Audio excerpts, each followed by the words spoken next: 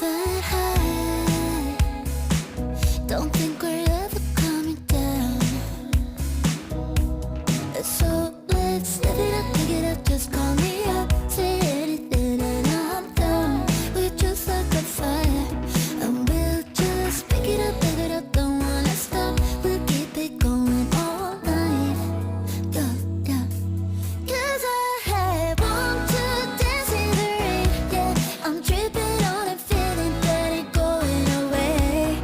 I need you right next to me. Take the records to the city and close your eyes and just play. And I'll be sway. And we just sway. And I'll be sway. And we just sway. Levitating with you, anything can happen. What you think we should do? Let tonight begin. We're just flying high, we're not coming down. Come right up next to me, step side to side. I wanna sway. Yeah, we can dance the night away. Right. Want to dance in the rain. Yeah, I'm tripping on a feeling that ain't going away.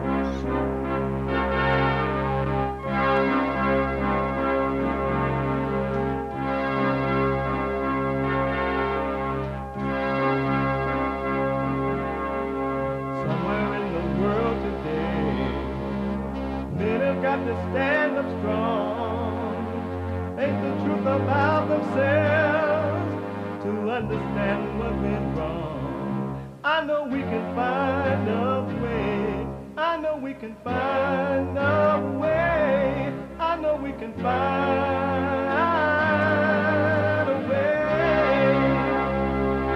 to stand up, stand up, stand up. And throughout the world today.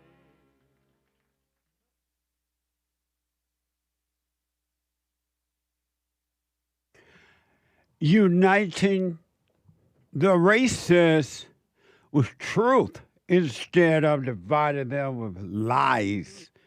We're also rebuilding the family by rebuilding the man. I am Jesse Lee Peterson. Good morning. Hi, y'all. It's Monday again.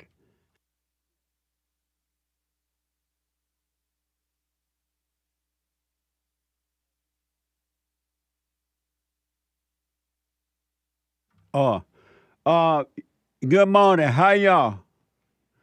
You can get involved by calling 888-7753-773, 888-77-JESSE. It's a rainy night in L.A., and I feel like it's rained all over the world. It's been raining since, let me see, I was out of town Thursday, so I'm not sure if it rained this past Thursday, but I think it did. Did it rain last Thursday, Nick? I don't know. No, it It started on Friday? It kind of started, Friday. It's like I was happy it didn't rain on the way in. Oh, okay. So it's according to Nick, it started last Friday of last week, and it's been raining all the way through. And it's supposed to rain, according to the weather report, today, Monday, Tuesday, and then they say it's a little short break on Wednesday, and then come back on Thursday and Friday and Friday. I think they said Saturday, but Friday for sure. But we need it, so it's not a complaint. It's just an observation. And I'm wondering will the water bill go down, and I'm wondering will they now build dams, George, or they now build dams to make sure people's houses don't burn down next time. The answer is no. The water bill will not go down. And they're not going to, I would be surprised, but I doubt.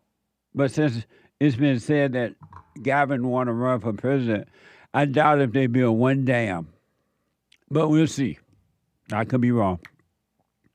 Anyway, you can get involved by calling 888-7753-773, 888-77-JESSE. And my biblical question. Oh, I'll get to that in a minute. I do have a brand new biblical question, but I'll get to it in a minute.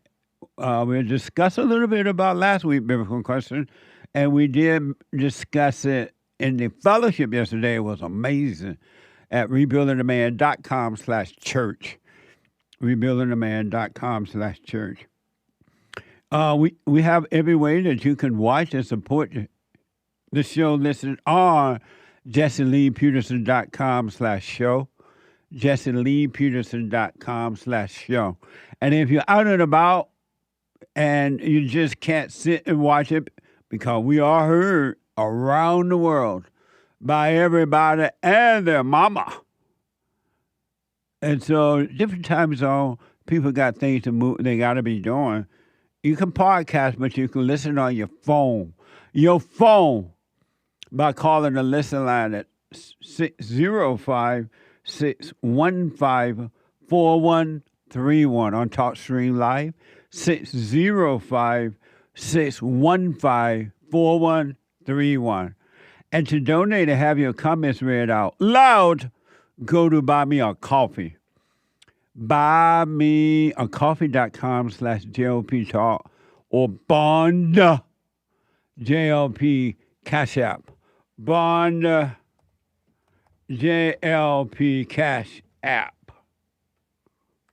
Amazing, huh? And what else is amazing is Monday. And not only is it raining in L.A., I don't know if it rained right at this moment, but it rained last night. What the? It's raining in L.A. And we take all calls on Monday, but ladies' calls, we take them as they come in because Monday shall be, let it be written, let it be known, let it be said, Female Monday. All my life, I had to fight. Just shut up and step up. That's right. Amazing. I like to make men uncomfortable. I bet you do. All my life I had to fight. Let women take over. Some of us believe that women are getting paid less than men. I proudly say I'm a feminist. I would Thank too. you. I would Deep agree in with their you. soul, If you they said. want to be home with those babies. We've been lied to for so long. That's right. What a mess. What a mess. 888-77-JESSE.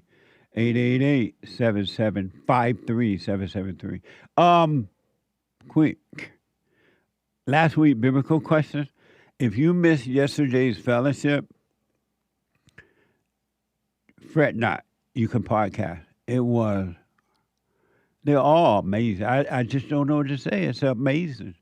Wonderful, marvelous, amazing. Last week was, do you know when you are approaching Christ? Do you know when you are approaching Christ?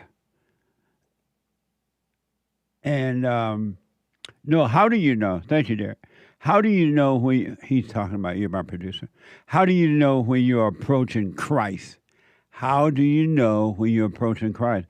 And you hear a lot about Christ this and Christ that. But they have Christ in such a position he seems far away. And he seems unapproachable. And they make him seem like he's just somebody you're supposed to worship. And so you don't know that he's right there, that he's near, he's in us. You don't know that.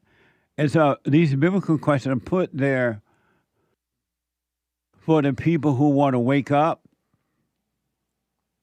and overcome the world inside of them and outside of them. And it can happen. It really, really can. And so the way you know if you're approaching Christ is by when you bring when you truly, truly bring all of your darkness to him. When you just bring all your darkness to him and let go.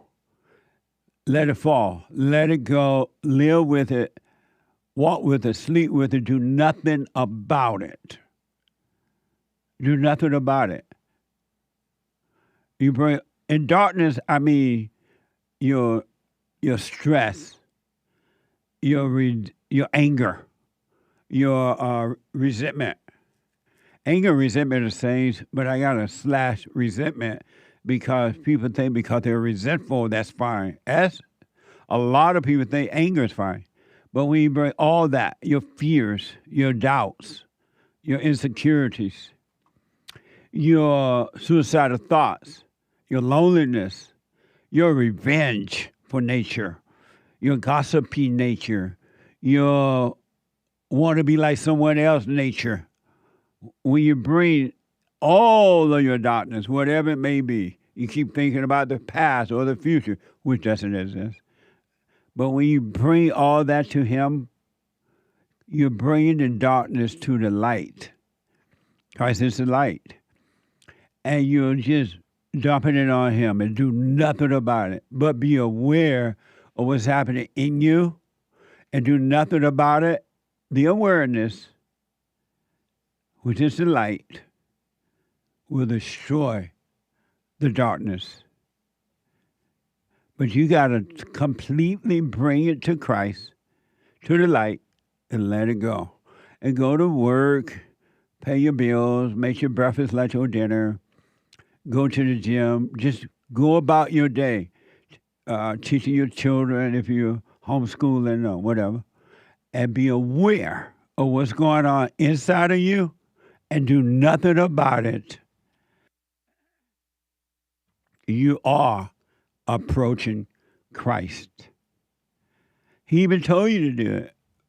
Bring all unto me. Come all unto me, and I'll take care of you. I'll take care of it. And the light will destroy the darkness. That's how you will know. And that's the hardest thing for anyone to do, except if they want to do it. If you want to do it, it can be done. But you got to totally bring it unto him. And most human beings, I venture to say all until they start to really work on themselves, men and women around the world, don't trust Christ. Oh, they trust knowing about him in the little earthly trust. They trust read about it, shout him, and pretend that he is king. And worship him, making him God. They trust the intellect, and not knowing that the intellect has nothing to do with Christ or God. But they trust the intellect. They trust the idea of Christ. And they can go on and on daily about that. And it's just ideas and nothing changing them. I interviewed on the Fallen State last Friday and the Friday before that, we played it, and two Catholic priests. And it was interesting. And I like the priests. They're nice. So, hi, priests. We're friends now. But they didn't know any more than a non-Catholic person or just a Catholic person who was not a priest. They had misery. They had fear. They had anger. Nothing changed. And human beings think that that's normal to live that way. They have accepted that life as a normal way of living. And it's mind-blowing to me. And I wonder, if that's normal, that darkness is normal, why do you even bother about God? Why don't you just say, forget about God if nothing's going to change for you? Why do you even go to church or read the Bible or whatever, the Allah book or whatever? If you think that that's the best God can do for you, is to leave you in misery.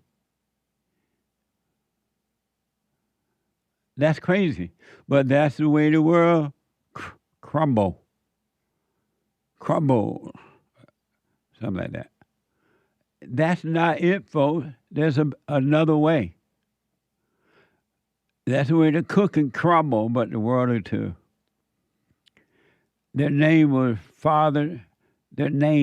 Father Daniel Brandenburg and Father Stephen Gatberry on the FallenState.tv. And I've interviewed preachers, Baptists, and non-denominational, those other kind of Christians. What do you call those Christians? The Holy Roller Christians? Not Holy Roller. Evangelicals. Those and the Catholics and the Allah people, and they all think that there's no other way. And that somehow, when they drop their bodies, there's going to be a better way then. Who want to take that risk?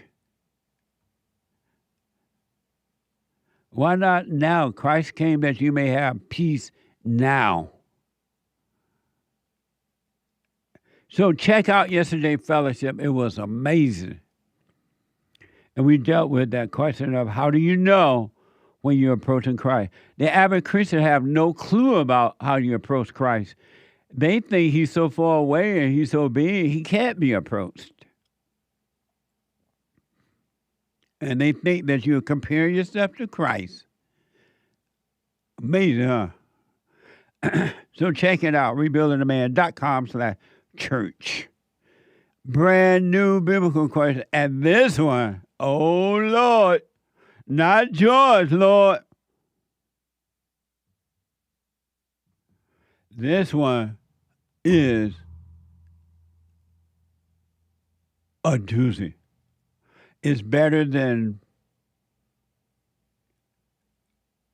black walnut ice cream with strawberry pop in it. Add a few nuts and things in it and put it all together. And sit in front of the fireplace and go to town. It's better than that. It's better than sweet potato pie or candy yams. This one is for those who want to overcome. This one will let you know you can. Brand new biblical question.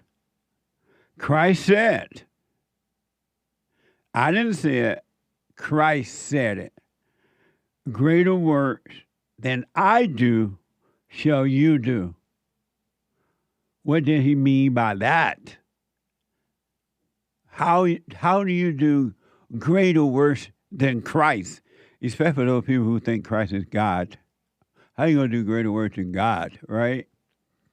Greater work. Christ said, and I'm repeating, greater works than I do shall you do.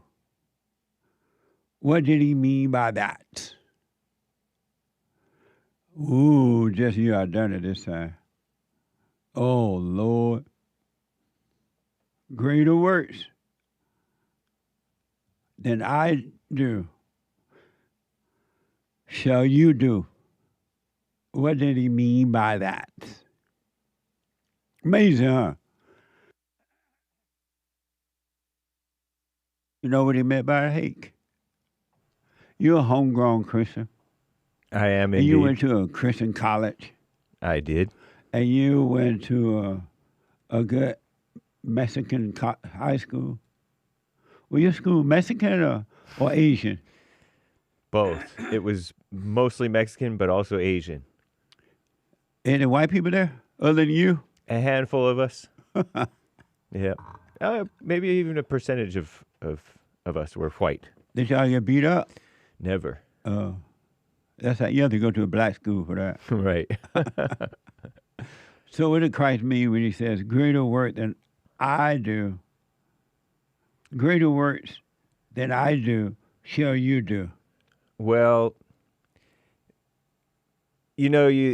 I've always pondered those miracles as being, that's all right, but you're not, what good is it if you're just going to die again? Or be miserable and go to hell and stuff like that, or be in hell, whatever. So I think the greater works is people's opening people's eyes, stuff like that, spiritually, so that they become real. Okay. Amazing. Yeah. Well, I put my little 2 cents in on Sunday. Amazing. So yesterday I mentioned in fellowship, and I realized deeply, that there's no love in this world. Zero. I've said it before because I see that there's no love, and I realized that there is zero love in human beings. They have no love. I know they throw that word around all day, every day. Everybody love you, right? You tell your mama, your sister, brother, you love them. They say it back to you. You tell your workers, they say it back to you. You just throw that word around like it's a free word.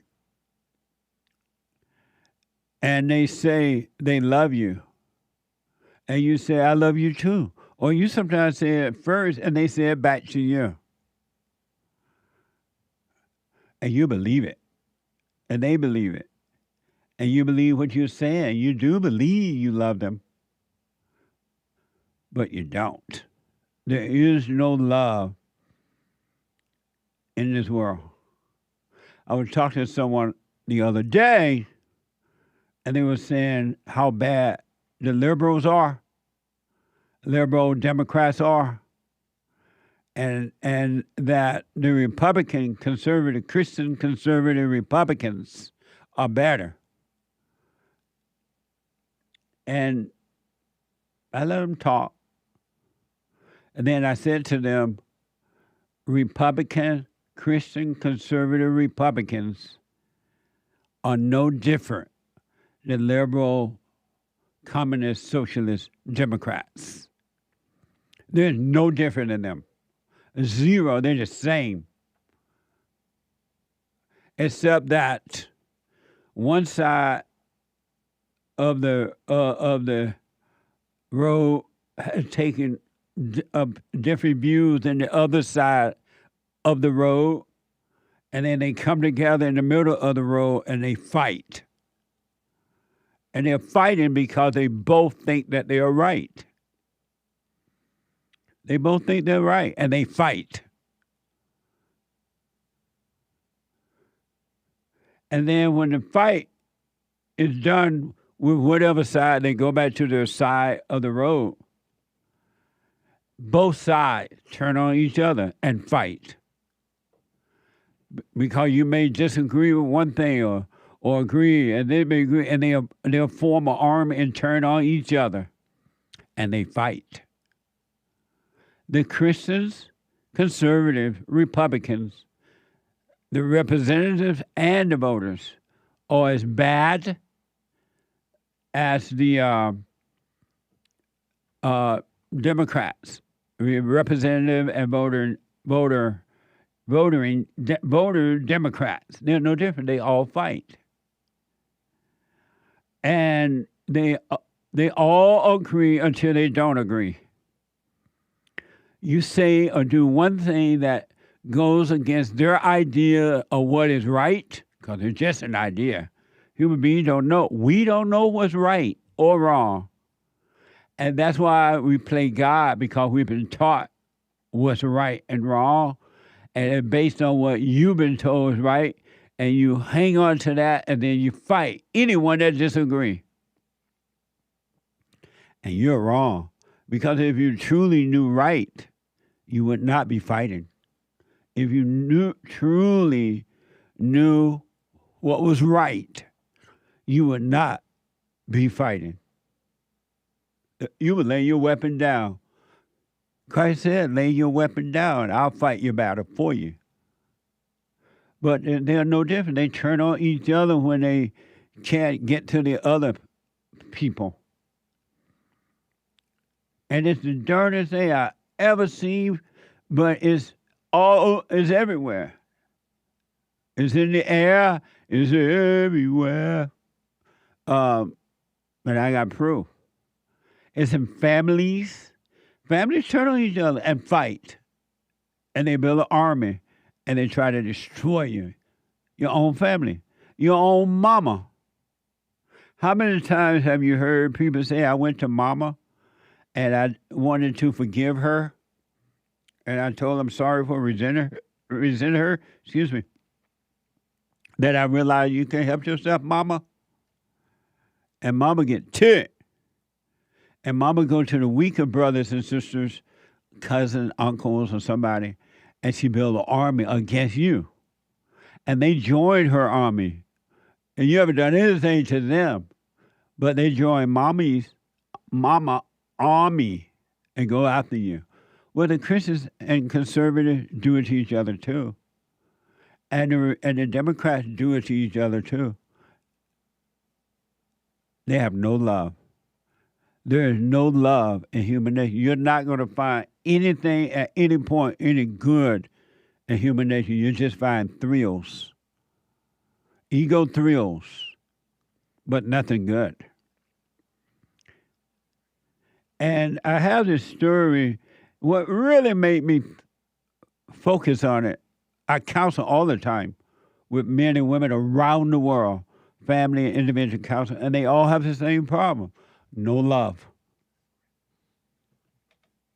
And they fight. And they turn on each other. And they not only do they turn, they try to destroy each other. They don't just say, you know what, all right, we don't agree, that's fine. It doesn't work that way. And then your politicians, same thing.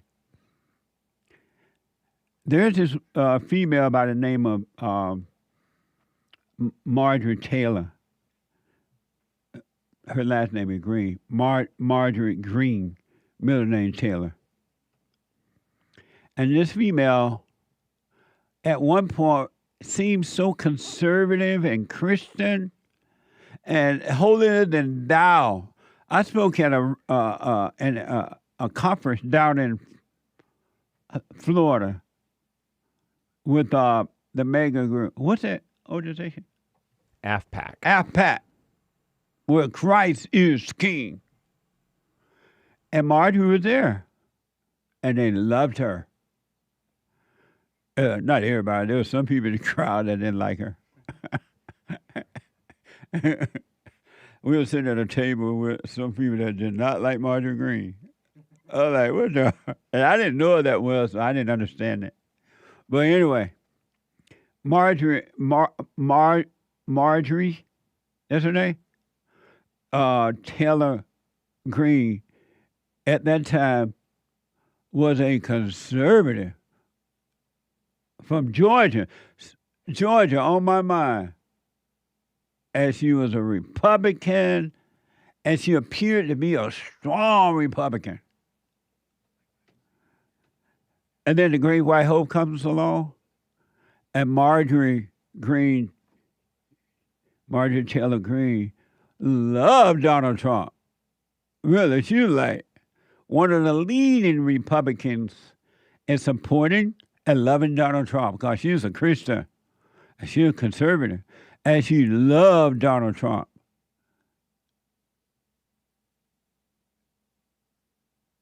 And then, according to the report, I wasn't there, I'm just saying what the report said, something happened and she disagreed with the Great White Hope, Donald Trump, and she became his enemy. And not only did she become his enemy, she didn't say, well, okay, I just disagree, but I like the work you're doing. You're still making America great, but I just disagree with this. We're still tight. I still support you. She didn't say that.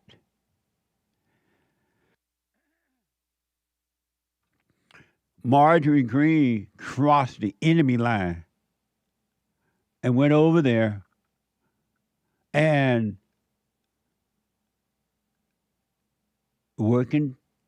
joined forces with the enemy of Trump and tried to destroy him. She tried to destroy him.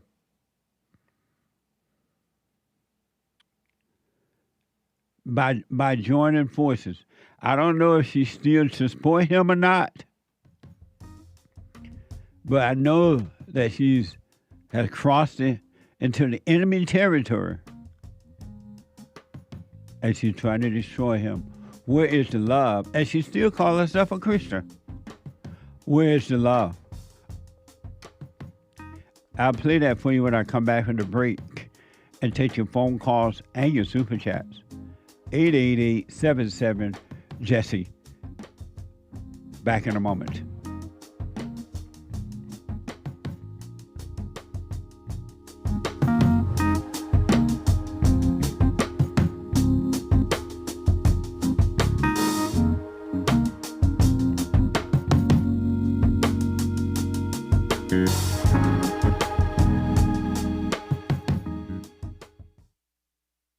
Check out Punchy's coffee. I have my own coffee now. Punchy coffee is good. Every bag is roasted to order. Freshest flavor. Top quality. Specialty grade beans.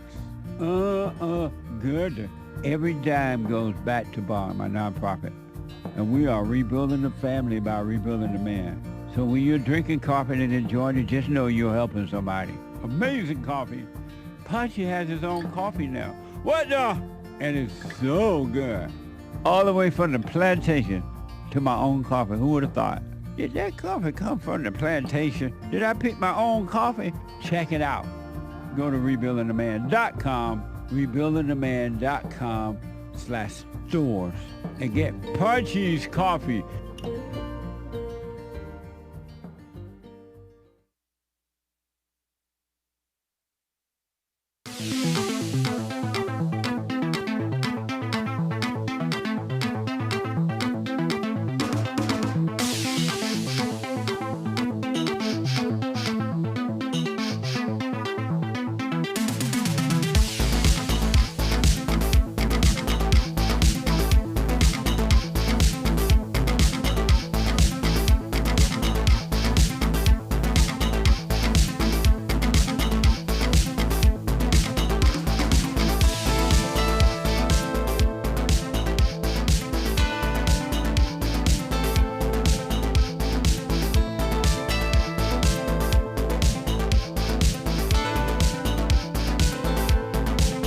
All right, moving right along.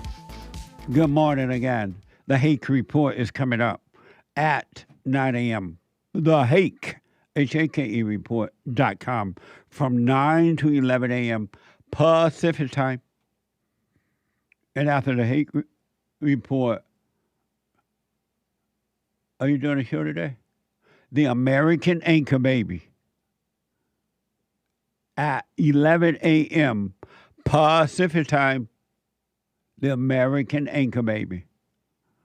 And after, and that's it for that. Oh, podcast last week, Punchy episode. It was amazing. I didn't see it because I was traveling, but I hear it was amazing. Check it out. You can podcast Punchy, PUNCHIE.TV. And then this Thursday, ladies, if the creek don't rise, the women's forum, it's the third Thursday of the month. We're getting close to the end of the year. We have one more for this year. And it's been amazing. Staying present is the theme for this year. Latest meeting, latest forum at 7 p.m. this Thursday. It is the third Thursday of the month already. So let me play this. So I don't know if Marjorie Greene still support Trump, but I do know she has crossed the enemy line.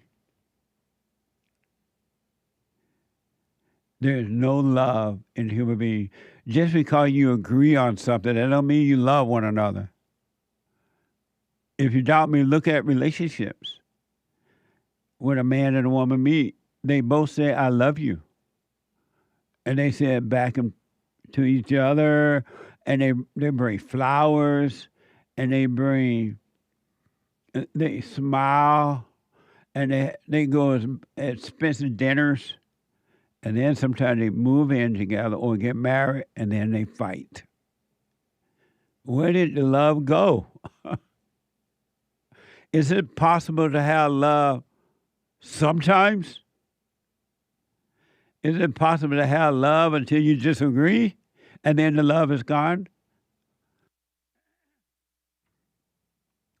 Human love is hate. It is not love. I remember when I went and forgave my mother, up until the Spirit of Truth allowed me to see that, I thought I loved her. I felt emotion, and I thought that was love, but that was hate. That was an imposter posing as love. Human beings don't have love, so I had no love for my mother.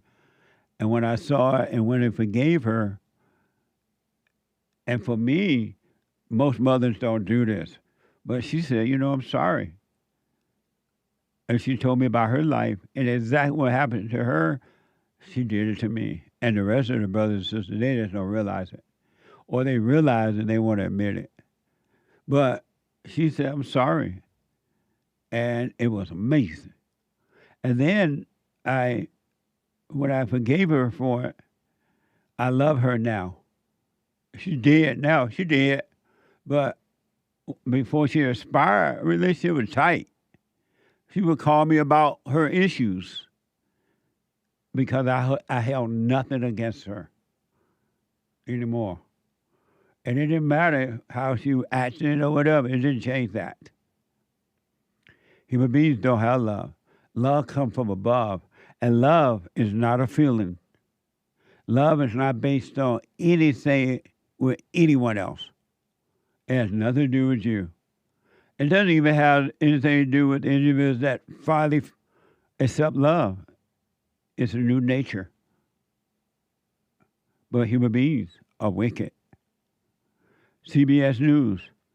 President Donald Trump said he would no longer support one-time close ally and Georgia Congresswoman Marjorie Taylor Greene amidst the ongoing fallout over the Epstein files. Why is this from CBS News? Derrick, good evening to you. This weekend, President Trump says he will no longer support Georgia Congresswoman Marjorie Taylor Greene amid the ongoing fallout over the Epstein files.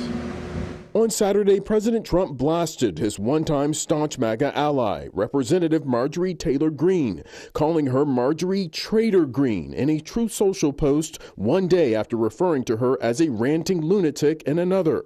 On Air Force One, the president even suggested he'd be open to backing a challenger to her seat in Congress. I'm no longer much of a fan. Greene punching back today in a series of social media posts saying, quote, I never thought that fighting to release the Epstein files, defending women who were victims of rape, and fighting to expose the web of rich, powerful elites would have caused this. But here we are.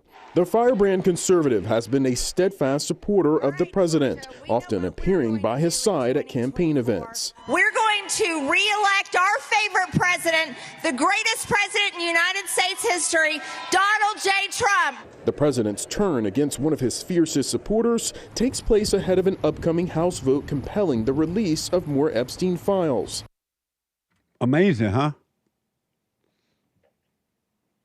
She never loved Donald Trump. It was all pretense.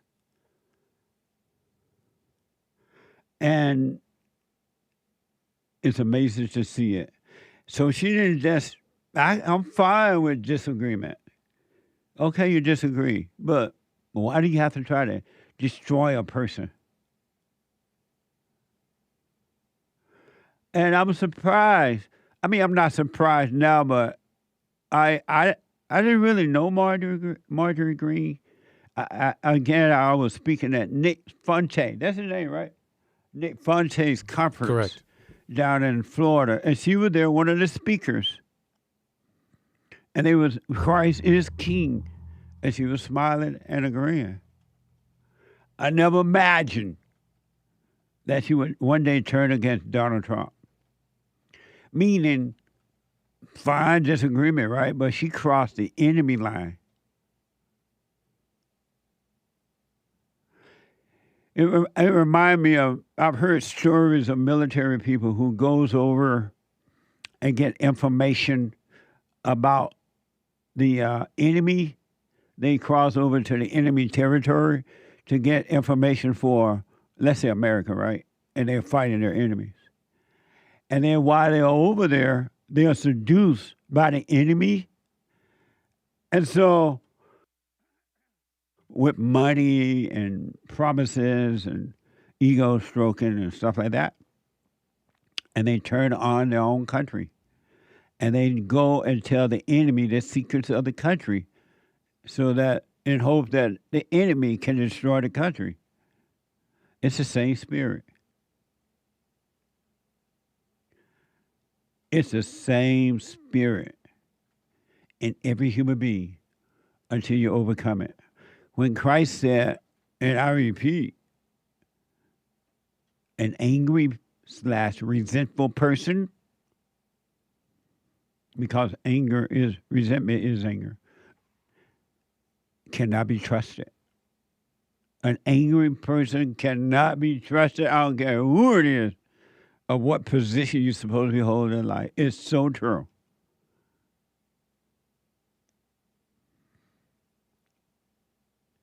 CBS News, February 28, 2022. She first told CBS News, I guess they're referring to Marjorie Taylor, I'm not sure. Oh, my producer speaking to me in my ears. She first told CBS News that she didn't know who the organizers of the event were and their views.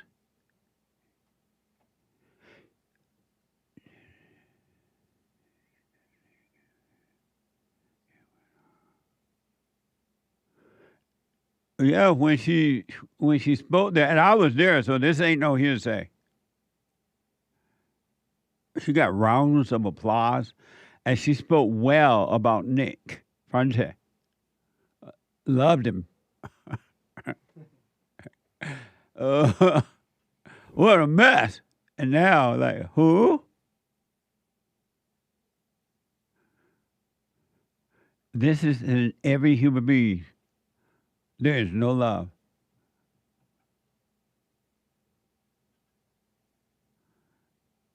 CNN, in an exclusive interview with CNN, a female by the name of Dana Bash on the State of the Union on Sunday, Greene said she worried Trump rhetoric toward her could lead to violence against her. Watch this. I stood with President Trump when virtually no one else did. Campaigned all over the country, spent millions of my own dollars helping him get elected. And I think that's incredibly important. And I do support him and his administration. His remarks, of course, have been hurtful. However, I have something in my heart that I think is incredibly important for our country, and that is to end the toxic fighting in politics. The most hurtful thing he said, which is absolutely untrue, is he called me a traitor. And that is so extremely wrong. And those are the types of words used that can radicalize people against me and put my life in danger. Yeah, right. Here we go with the victim mentality. She's a victim now. A victim.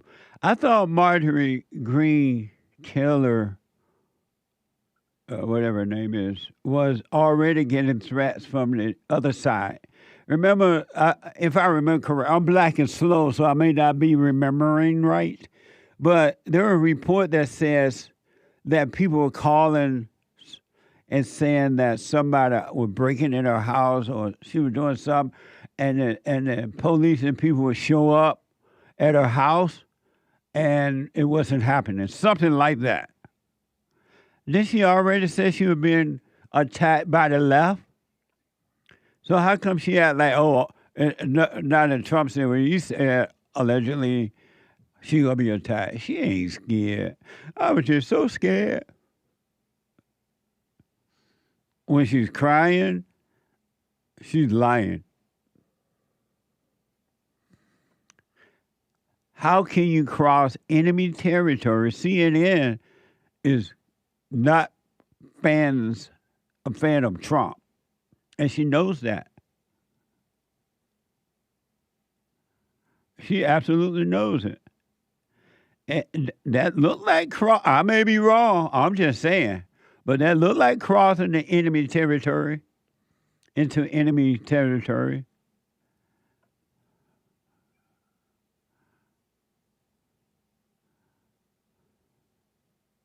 When every time someone turn against you, don't they go to your enemies? They go to your enemies first. There's no love in human beings. And they say, some, not all, say that they believe in God. How can you believe in a God or even the Son of God who is all love, nothing but love, all the time.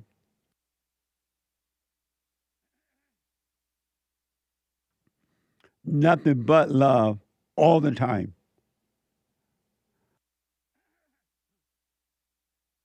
And never mind what happened through you. They still love you. Christ and his Father still love you. How can you be of love and then you can do this? How is that possible?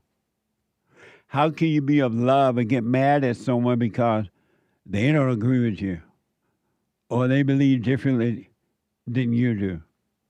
Well, that's not love.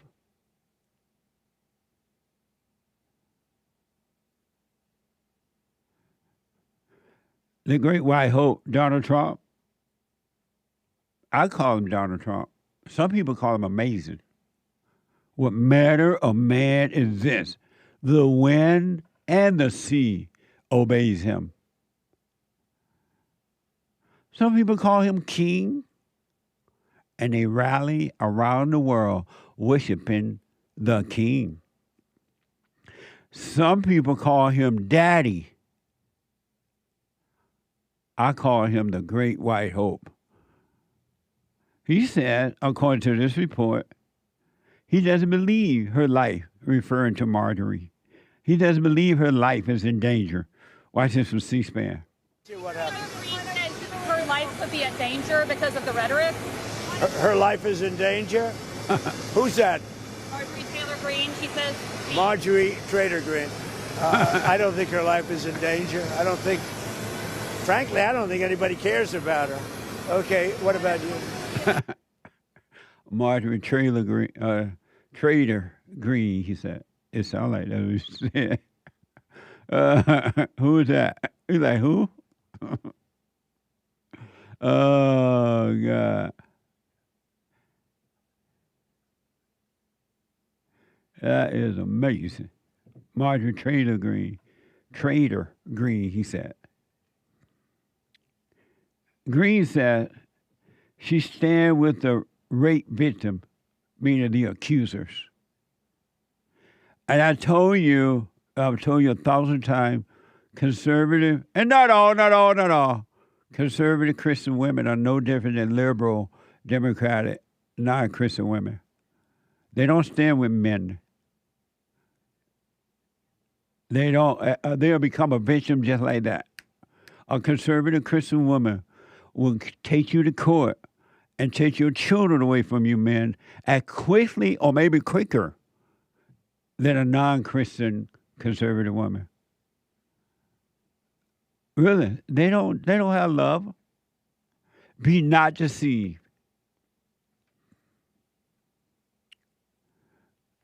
A conservative Christian woman pretend to be upset that men play in women's sports, but not upset that women play in men's sports. Oh, that's fine. That's different. They say.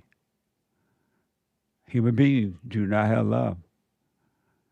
And as soon as you overcome the world, you as an individual, adult, men and women, you'll see they don't have love, but you won't judge them. You won't be mad. You won't believe I tried to love that person. I thought they loved me, and they don't. So this Greene says she stands with rape victims and says rich people shouldn't be protected if they do wrong. Watch this from CNN. What do you think happened? What do you think is the reason for this?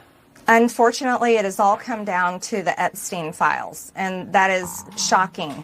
And, you know, I stand with these women. I stand with rape victims. I stand with children who are in terrible sex abuse situations. And I stand with survivors of trafficking and those that are trapped in sex trafficking. And I will not apologize for that. I believe the country deserves transparency in these files. And I don't believe that rich, powerful people should be protected if they have done anything wrong. She stand with the accusers. Isn't it amazing? She's staying with the accusers. I don't know if it's true or not, but she's staying with the accusers. And I remember years ago they started saying, we should take women at their word. And don't ask what you had to do with it. They said we should believe women, not knowing or realizing that Satan is the God of the, small g, God of the woman, and that she would do anything she could to destroy you, even if it means destroying your children. So Marjorie, stand with the accusers. It doesn't matter whether they're right or wrong. She stand with the accusers. That is in every nature, every woman's nature, until they start to truly overcome. And I say that because I work with women who are overcoming all that, and they are returning to the Father. They don't just take another woman's word just because she's a female. They don't believe every woman. I hear it all the time now. I don't believe every woman because they know how their own nature was. Marjorie Greene Taylor is an example of every Christian conservative woman, except for those who are now working on themselves.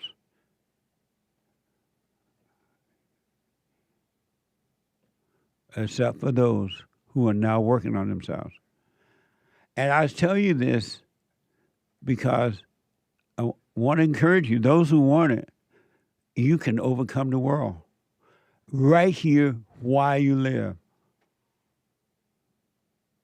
There is another reality, another world within this old nasty, aggressive, fighting, desperate world. There's another world. And you can live in that world and from that world right here on earth. But you got to enter into it. You got to know it's there. Most people don't even know it exists. But there's truly, truly, truly another way of living. And you can't overcome whatever it is that you're stuck in. There's not one person that can't overcome if they want to overcome. You can overcome the world in you and outside of you, inside of others. I promise you that. And I'm black and slow. It is true. Christ said, it is done. It is finished. And the kingdom of heaven is within. And one day, I'll be back, he said. He has returned. At the twinkling of an eye, he returned, and now he lives in you. But you got to find that world. There's another reality. You can't have that world and accept this old nasty, aggressive, bite-biting, evil world. You got to let one of them go. I'll be back in a moment. Hate news is coming. Not the fake news, but the hate news. When I come back, straight to your calls after this break. 2 more hours to go. So, here's what I recommend. I invite you to download my silent prayer. I know some people have called in and they wonder if the silent prayer is working. And I just want to take a second and to tell them that it works. You just have to stick with it. Yeah.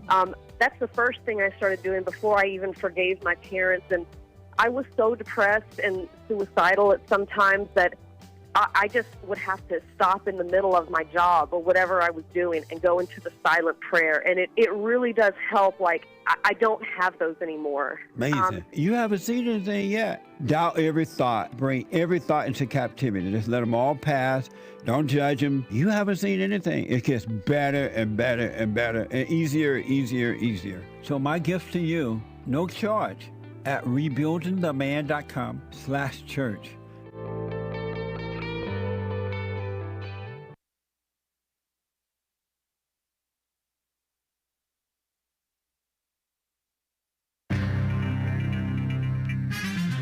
some serious mess going on in the world. Am I right? This is the end of hour 1 of the JLP Peterson Show. It is Female Monday. Everybody loves Mondays. And we all love the females if we love anybody. And it is November 17th, AD 2025. There is one line open. You can call in right now, even during Hake News, not fake news, to get on hold, to get on air, whether you're young or old, with the JLP Show. And ladies, you get priority. Shout out. And ladies, it is the Women's Forum. It's the third Thursday of the month coming up, the 20th of November, 7 p.m. at Bon in Los Angeles. You can go to rebuildingtheman.com/events if you need more info. Join JLP and your fellow woman for the Women's Forum. Very cool. By the way, our greatest president, Donald J. Trump, truthed last night, as I said Friday night aboard the Air Force One, to the fake news media. House Republicans should vote to release the Epstein files because we have nothing to hide and it's time to move on from this Democrat hoax perpetrated by the radical left lunatics in order to deflect from the great success of the Republican Party, including the recent victory on the Democrat shutdown. The Justice Department has already turned over tens of thousands of pages to the public on quote-unquote Epstein, and are looking at various Democrat operatives, Bill Clinton, Reid Hoffman, Larry Summers, etc., and their relationship with Epstein. And the House Oversight Committee can have whatever they are legally entitled to. I don't care. All I do care about is that the Republicans get back on point, which is the economy, quote-unquote affordability, where we are winning big, and our victory on reducing inflation from the highest level in history to practically nothing, bringing down prices for the American people, delivering historic tax cuts, gaining trillions of dollars of investment into America, a record, and the rebuilding of our military, securing our border, deporting criminal illegal aliens, ending men and women's sports, stopping transgender for everyone, and so much more. Nobody cared about Jeffrey Epstein when he was alive.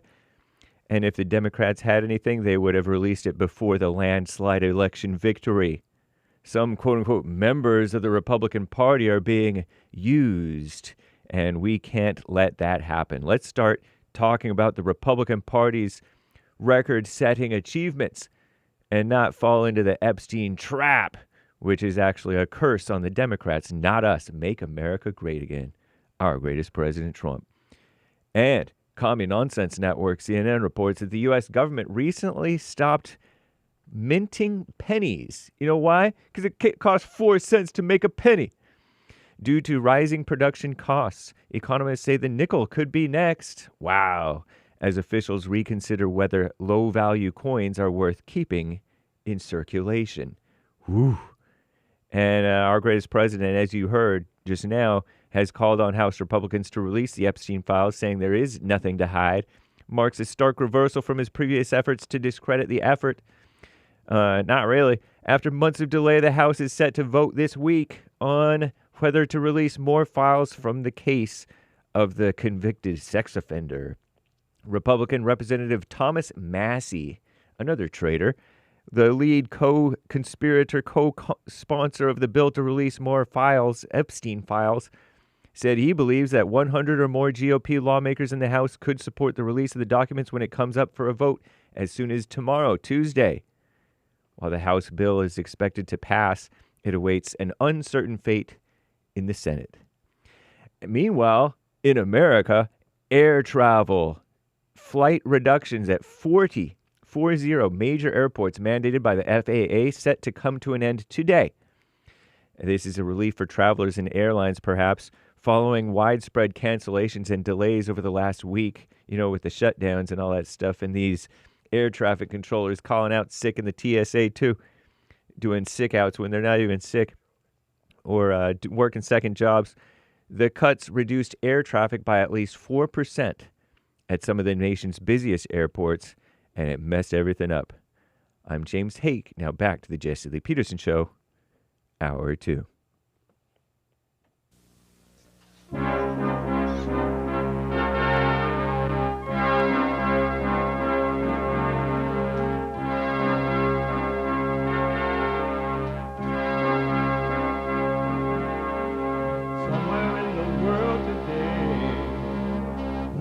have to stand up strong, face the truth about themselves, to understand what went wrong. I know we can find a way. I know we can find a way. I know we can find a way to stand up, stand up, stand up.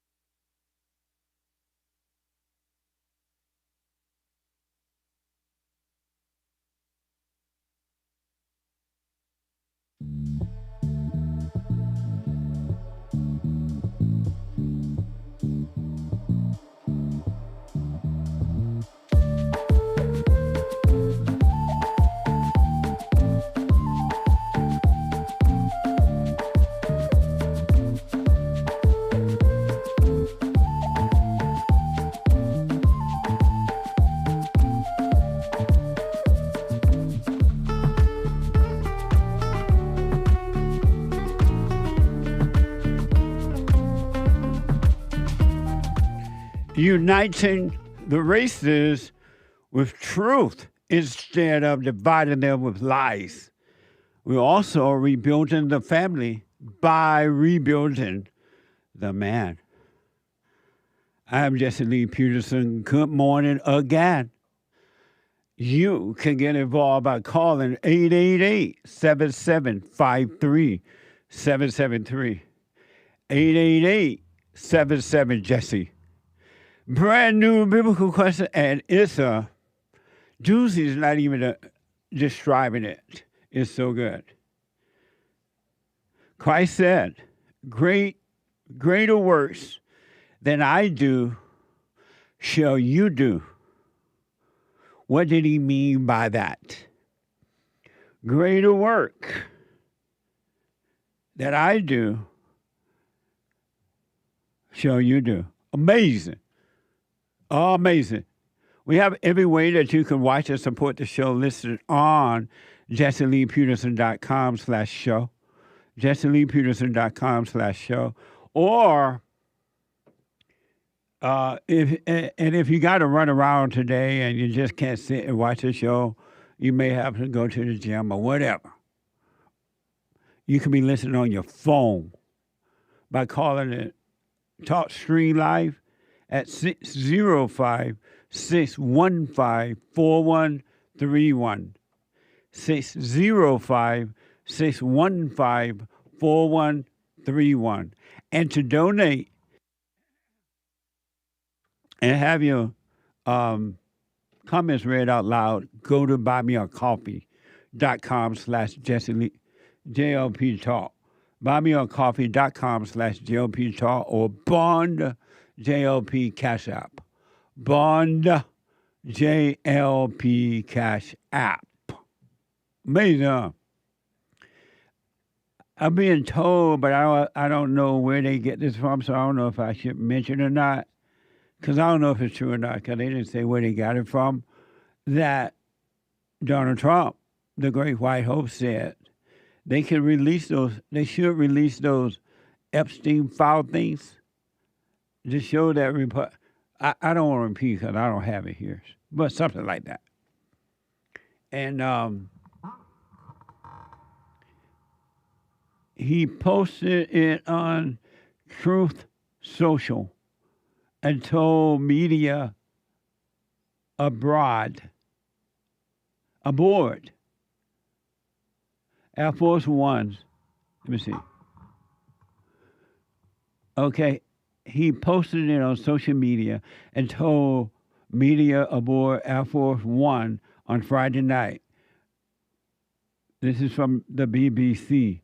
Trump called on the House Republicans to vote to release Epstein files. So he ain't got nothing to hide. It's the Democrats who are hiding those files. And they're using that.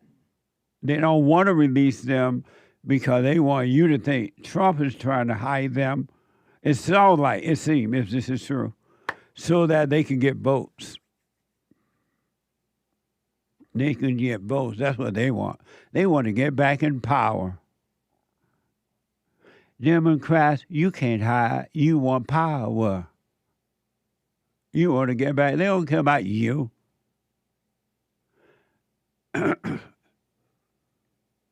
888-7753-773. 888-77-JESSE. Let me go to the busy phones, and we're going to get you super chats and all of that.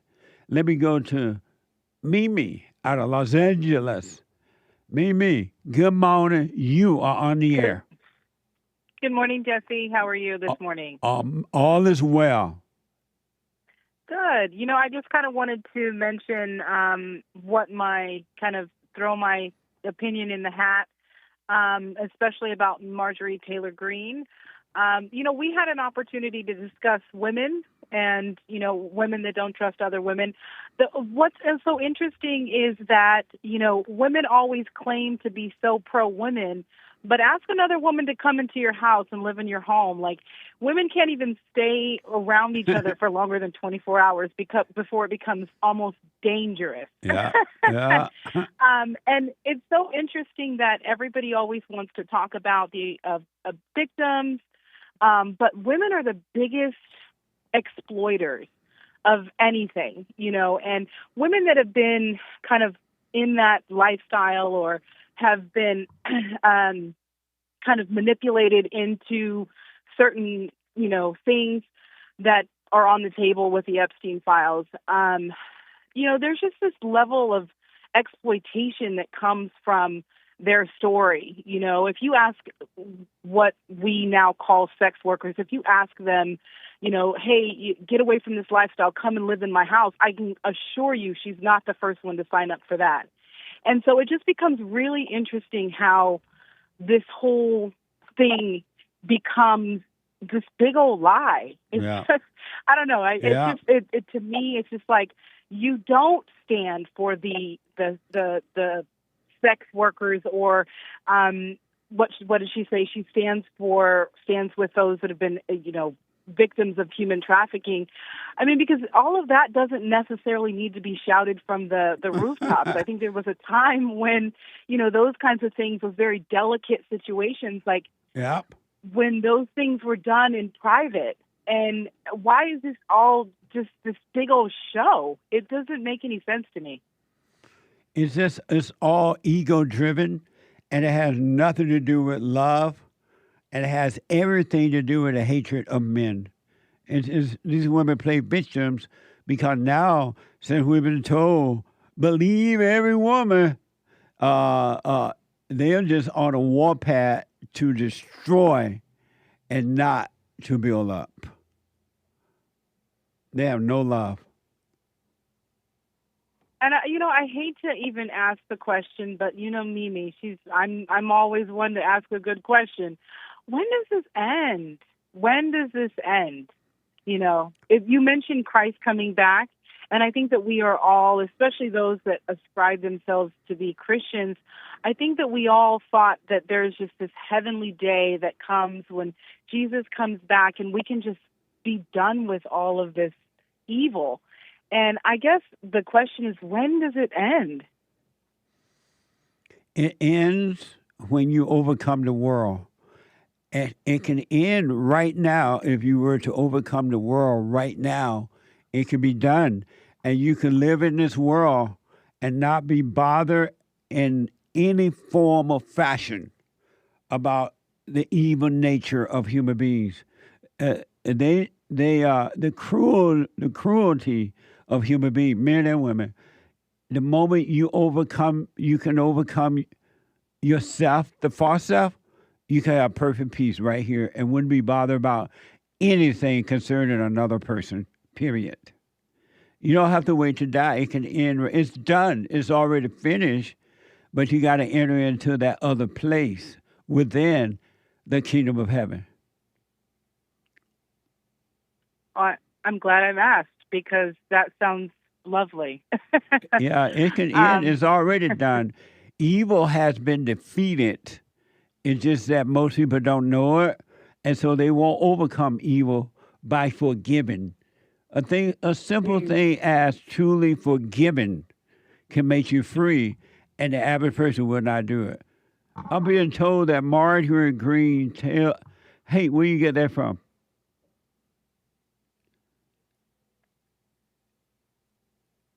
Her CNN, during her interview, Marjorie compared her own victimhood to that of the supposed Epstein victims, the accuser over there. What the? It's so easy for women to become victims. It's mind-blowing. Oh, for sure. Because again, a lot of it is this whole manipulation and whatever it takes to, to get that emotion. Yeah. Sure. And absolutely. I'm not exempting myself, because I'm a woman.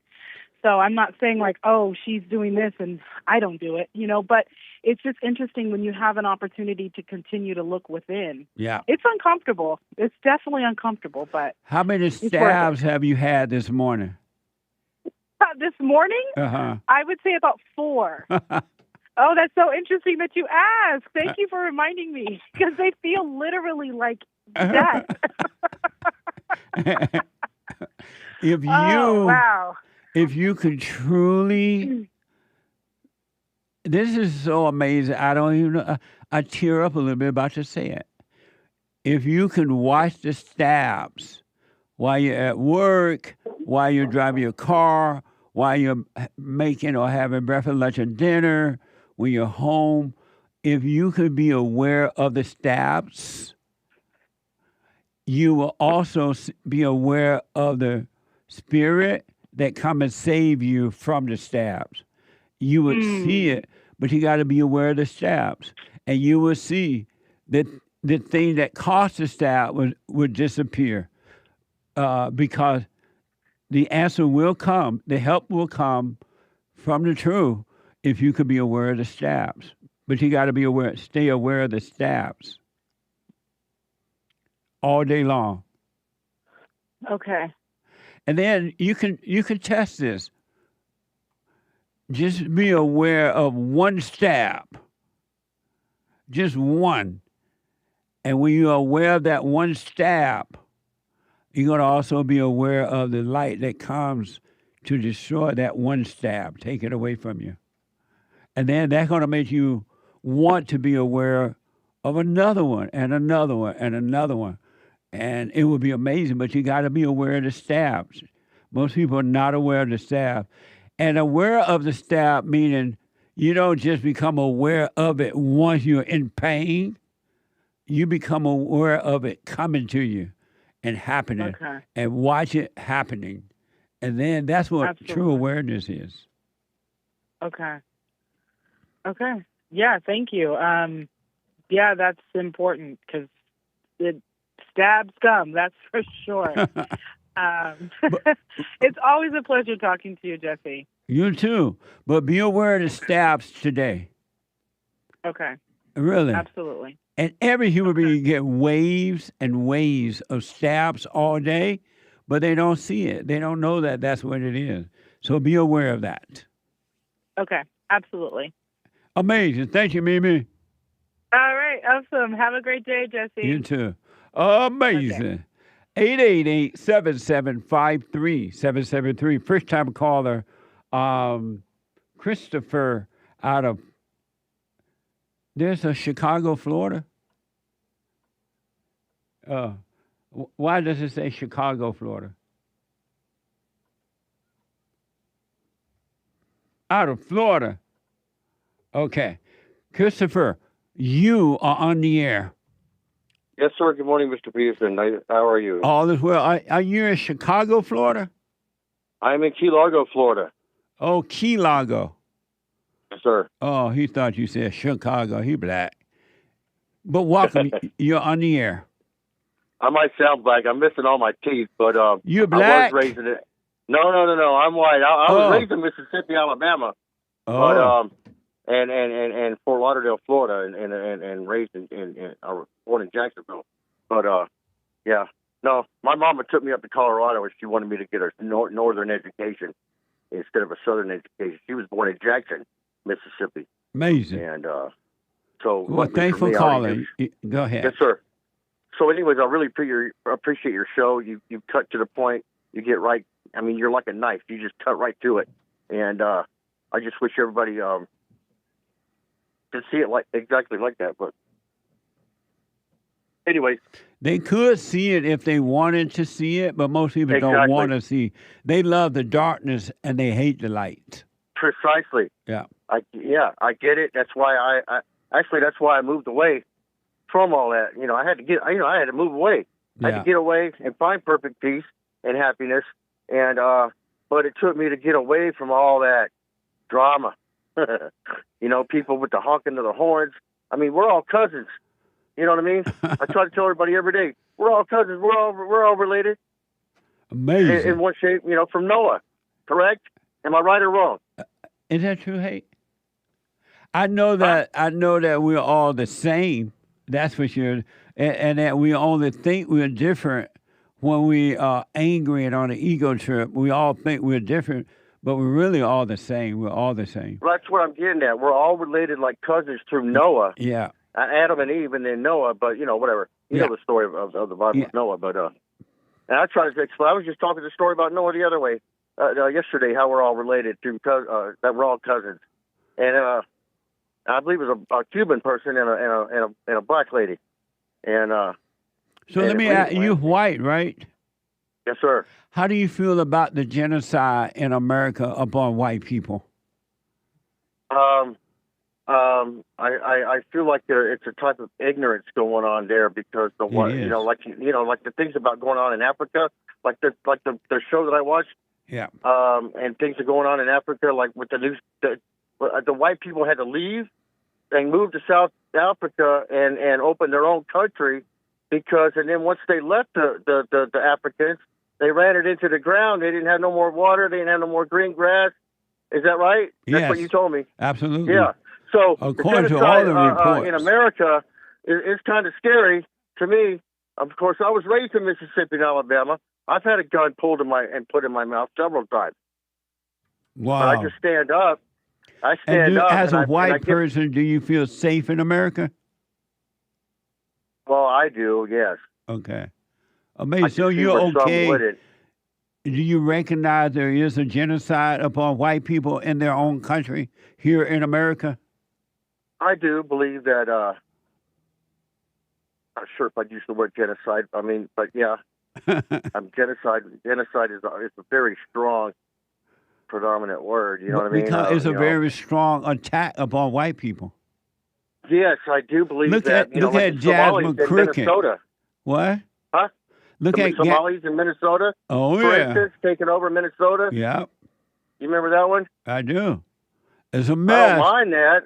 I mean, they're going to have a place to live, but why don't they go back home and live? They don't need to be in our country. That's what I'm getting at. They don't have to bring all that drama over here. They don't need to be here.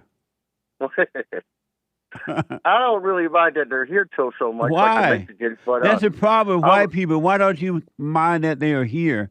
They don't come and assimilate. They don't love America. They bring that same. They bring that same evil mentality that they're supposed to be leaving. They bring it to America. So why don't you mind? Why don't you mind then that they're in our country? You should mind that. So I do mind that if they would act like Americans, but they like I said, like I was saying before. Let me reiterate: they bring in all that here. Why but even if they act like America, I still don't want them here. They ain't got to be here. Yeah. No, I get what you're saying, but now we're trying to move back into the black and white thing and the race thing again. Amazing. I understand white people how we're forgiving and we want to see better. We want to see people prosper. I do, anyways. Right. I'd like to see people step up to the plate every day. And why do you like seeing that? What, prosperity and people improving themselves. Right. Why do you like seeing that? Well, it took me forever to do that. I mean, I was raised in poverty. But you're white, and white people overcome that kind of stuff. Yeah, that's what I understand about black people. They just like that drama. Now the Mexicans, on the other hand, they all live in the same. You know, you have 20 Mexicans in one house and paying the rent, and they're all moving up. They're all driving around in brand new cars. Yeah. They're all trying to do the right thing, but damn if they're not here illegal. Amazing. You know what I mean? Christopher, thank you for your call. I got to run because of time. Thank you. Call me again. Yes, sir. And again, all my hope goes out to Charlie Kirk's family once again, and thank you very much. All right, buddy. Thank you. Oh, thank you very much. All right. Absolutely. 888-7753-773. 888-77 Jesse. Super Jet. Super Jets. Yesterday, Bridget K22 and Aiden 5449 became Bond YouTube members. Right Very on. nice. Thank you. I appreciate that. Peter 80. Thank you, Jesse and the team, for the best fellowship on this side of heaven. Oh, amazing. Thank you. Amazing. Yeah. And Kohlberger Art, also a member. Thank you, sir, as well as Nick Monty. Thank you, Kohlberger Art and Nick Monty. Yep. Amazing. Thank you. Kimberlyn, no message. Thank you. Thank you. Average Joe, also no message. Thanks as Amazing. always. Thank you, Average Joe. Mark, today and the now, I have everything I need. Great fellowship. Strong arm, red heart, praying hands, black idea, light bulb, salute, broken chain, and dove. Dove? Mm-hmm. Thank you. Amazing. Dove with an olive. Right leaf on. it. Peace, I think. And Marty says, amazing fellowship. Much love to JLP and crew. Heart, thanks, hands. Right on. Thank you, and thanks for making it possible. All of you, really. Thank you. Thank you, JLP show members, Shafar Avoy and Aiden 5449. Amazing. Thank you. Sabrina, 3 coffees. Things have greatly improved with my mother since listening to you. Right I didn't on. think it was even possible. It's a miracle. Thank you, Jesse, for doing what you do. It's a miracle. That's right. And he made it possible. He made it possible for the sun to shine. All right. He all right. made it possible that through him you'll have peace of mind. Amazing. Marilyn bought 5 coffees. Jesse, it's amazing. Don't be bitter. Don't be bitter. Get better. Bear up under JLP's singing. That's right. Which can get tiresome occasionally. Marilyn. Amazing. It's amazing how men like the Catholic priest you interviewed are so blind to the dangers of honoring Mary. It's precisely why women are so out of control and why men continue to suffer as a result. How unfortunate. I am blown away. Thank you. I am blown away that the Catholic people worship Mary. Can you believe that? Even Jesus didn't worship his own mama. I remember once they were out there over there in Israel, and I love Israel. They were over there in Israel, and Jesus was a kid, according to the scripture. And everybody ran around. Jesus drifted off into some church over there, and he was like really interested in what they were teaching. And Mary, like, freaking out. She looked around and he wasn't there. Well, Jesus, where my son? Lord have mercy. Oh, help me find Jesus. And then she went running around and they found Jesus at this church. And Jesus and Mary carried on, Jesus, oh, baby. Jesus, like, I'm about my Father's business. Had you been about it, you wouldn't be worried about me. He rebuked Mary. And the Catholic people worship Mary.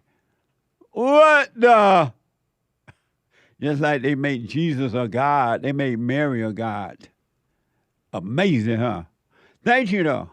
It is amazing.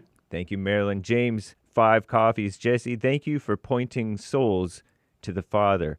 Please try to book so-and-so on your show. It would be ooh la la, si senor, Japanese, amazing. Gracias. Very What? nice. I said thank you for the tip. Yeah, gracias. Curly. Como telebu. Thank you. Curly for service on Cash App. That's Bond JLP. Right on. Thank you. On Cash App. Thank you, Curly. Anthony, cool sunglasses, smiley. Nice. Sticker. Thank you. Another from Anthony, black cat sticker. Right on. Amazing. David Josiah says he's been a member for 4 months. Hake went to a school with Mexicans and Asians? Yeah. You want rice? Oh. You want rice? No. Amazing. Thank you.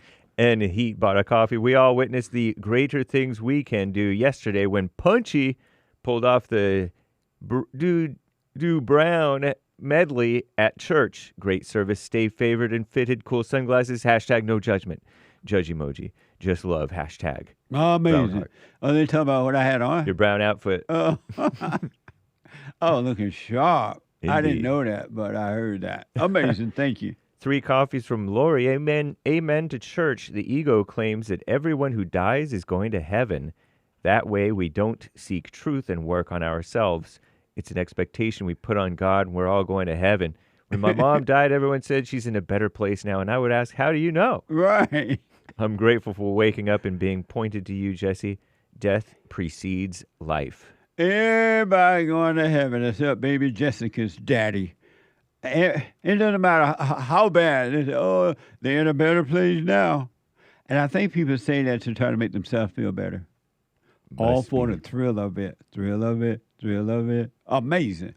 Jermaine, it's Monday. Good morning. Jesse, you're so right when you say people really have nothing to talk about. I was listening to a phone call on the weekend. It's about each other and evil they have done on the weekend and evil they wanted to do. What a mess. What do you think about Trump declaring war with Venezuela? Declaring war with Venezuela? He said declaring you are with Venezuela. What you are? It might be it must be a typo. Maybe what do you think about Trump declaring war? I don't want to do it, Venezuela? maybe. Well, you're going to have to leave. But make it whatever he clear. I don't want to declared with respond, but Venezuela. I don't want to just respond not being clear on what the question is. But thank you for the super chat, though. And I appreciate it.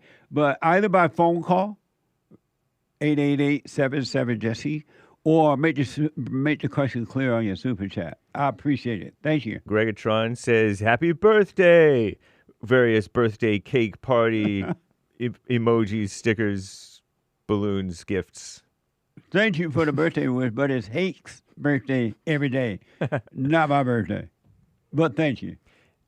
Nature Pals says, MTG, Marjorie Greene, supports President so much she is willing to sacrifice herself in hopes he hears he is being led astray by those around him. And then with a follow-up, Nature Pals says, I agree with all your positions. It resonates. But MTG isn't an enemy of President Trump's. Look at Susie Wiles. She deserves your scrutiny. But if she was an enemy, what is she doing over in the enemy camp? Going on call me nonsense. Right. Why didn't she just stay over with Fox News and talk to them? They seem to be with Trump a little bit. But why is she on the enemy ground? What the? But thank you. I got to take a call there. We'll read the rest later, guys. Thank y'all. you. I appreciate it. Amazing. Let me go to North Carolina and talk to first-time caller MONTIJIA, I believe. MONTIJIA. Yes. Is it MONTIJIA? Yes, that's correct. Well, welcome. But hold on for 1 minute, MONTIJIA. I didn't know we were right on the break. I was trying to rush. Hold on for me, okay? Okay, thanks. All right. Quick break. Back in a moment.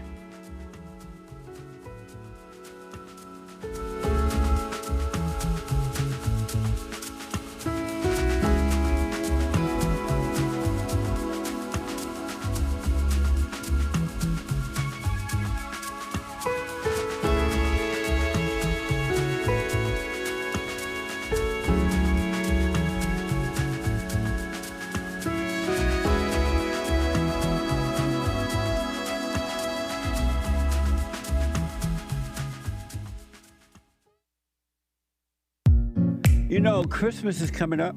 Thanksgiving and Christmas and New Year's, all that coming up. I have some amazing books that would make for excellent gifts. I have the Antidote, Healing America from the Poison of Hate, Blame, and Victimhood. And then Rage, From Rage to Responsibility. Check it out. Scam, How the Black Leadership Exploits Black Americans. And last but not least, a little small pocket guide. The 7 Guaranteed Steps to Spiritual, Family, and Financial Success Guide. Just a little thin piece of book, but it's so good. So check them out. You can go to rebuildingaman.com or call 800-411-BOND, 800-411-2663. And I can sign them if you order them that way. If you don't want me to sign them, no problem. You can order from Amazon.com, all right?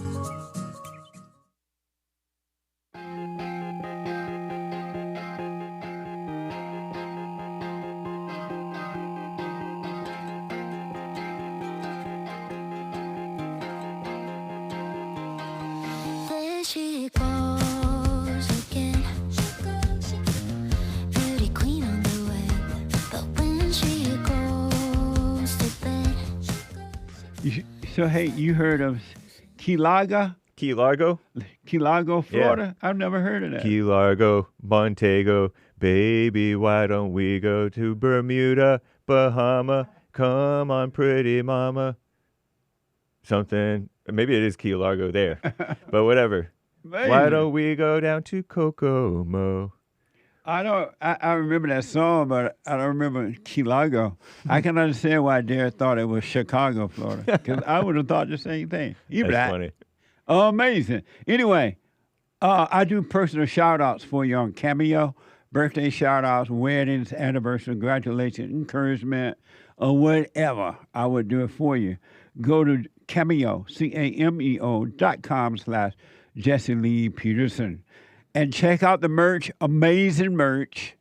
And it's the end of the year, so make your tax-deductible donations to Bond, B-O-N-D, at rebuildingaman.com/donate or call 800-411-BOND. And you can mail it too. Check a money order to P.O. Bond, make it out to Bond. P.O. Box 35090, Los Angeles, California, 90035. Amazing. Thank you in advance. Let me go back to North Carolina and talk to first-time caller MONTIJIA. MONTIJIA, thank you for holding. You're on the air.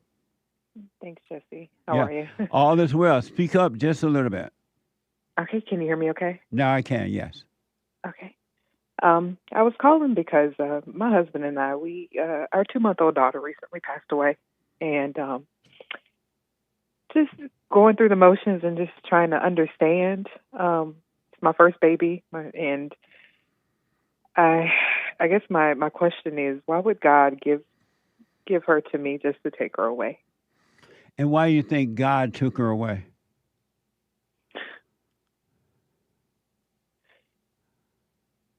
I don't know. He gave her to me. I mean, she's a blessing, and I feel like children are a blessing from God. But why do you think God took her away?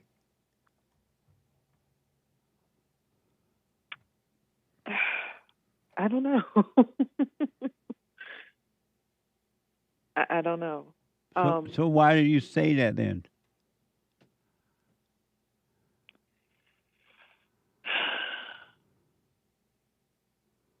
That's a good question.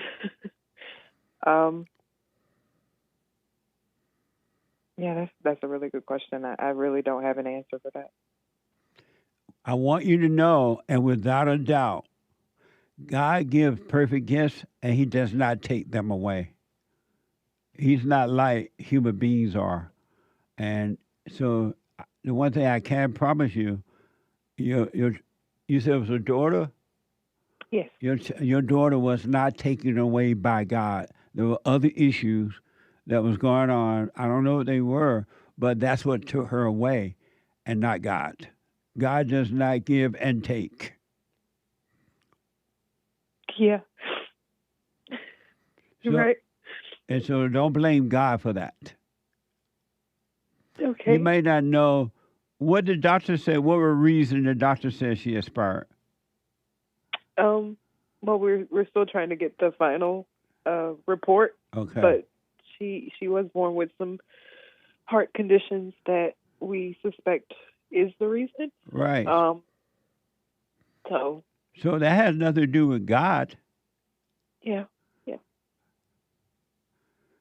And so don't let your mind or your family members or anyone else tell you that God took her. God had nothing to do with it. God loves you, and His love is forever. He doesn't give it to you and then take it away.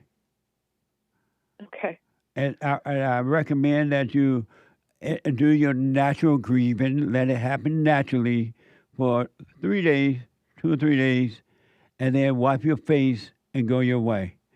And hopefully, if you and your husband want more kids, you'll make more kids. But you gotta not grieve too long, because grieving will hurt you in the long run. Okay. Just appreciate the time you have with her, and don't get into suffering. Don't get a thrill from suffering, because you'll be around people and they'll be like, "Oh, I'm so sorry for you." And they'll have you suffering a whole year, 2, 3 years, 5 years. You move on with your life, be grateful, and you'll have a whole bunch of more babies, if that's what you want. Okay. I appreciate that. Yeah, let the natural grief happen and let it pass. Don't get into thinking about what if. Oh, if she had lived, we would have this and that. If she this, don't do the what if. You just deal with what's happening right now. That's all that's important. Okay. That makes sense? Yes. Yes. Yeah. When did this happen? She passed away yesterday morning. Oh, may her little soul rest in peace. And Thank you. And again, do you I understand it's difficult, but do you let greed come and go? Don't hold on to grief. Okay. Or grief. Have you dropped your anger?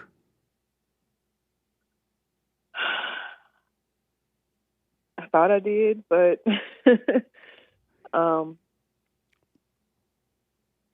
maybe not. And why did you think you did? You have. Because it keeps coming back. My husband, he's an avid listener, and follower. And, when we first met, one of the biggest things that he recommended was that I forgive my mom. Yeah. And go ahead. No, go ahead. You finish. And I did, but it's like in different conversations and just how I would respond when topics of my mom came up, it was evident that the anger was still there even after I forgave her. Right. So I don't know if that truly means that I forgave her, because the anger was still there. Have you forgiven your father? I haven't. What? Because for a long time, because I'm really close to my father, and for a long time I couldn't find reasons why I should forgive him. Most people don't resent their fathers, and those that do resent the father is only because the mother has convinced them to resent the father, and so they resent their father with their mother's resentment. They don't have their own. Most men and women love their fathers, and they've been yearning for the father, but they believe the lie of the mother. So if you don't need to forgive him, you're fine. Okay. But so when you went to your mother, what did you say to her? Essentially, that I forgive her because she did the best she could with what she had. That's right. And how did she react? Initially, she just, she tried to understand, the why I resented her. I can't say that she was hostile or anything, but, in so many words, it was, "I'm sorry you feel that way." Oh, okay. And are you doing the silent prayer? No. I knew it. What? And how will God reward you for forgiving her if you don't stay present with him?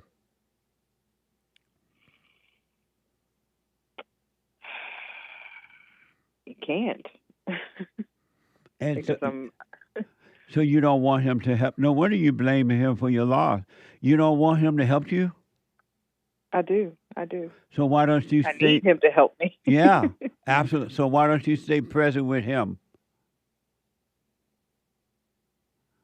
Is that a question or a recommendation? A question.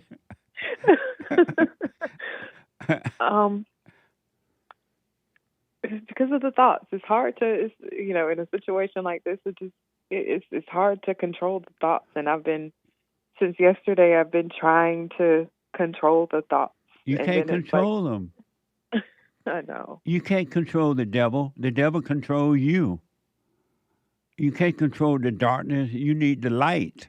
And then if you stay present and be aware of those stabbings of the thoughts, then the light will reveal itself to you and it will help you. But it can't help you if you don't surrender to it. If you don't give up. Yeah.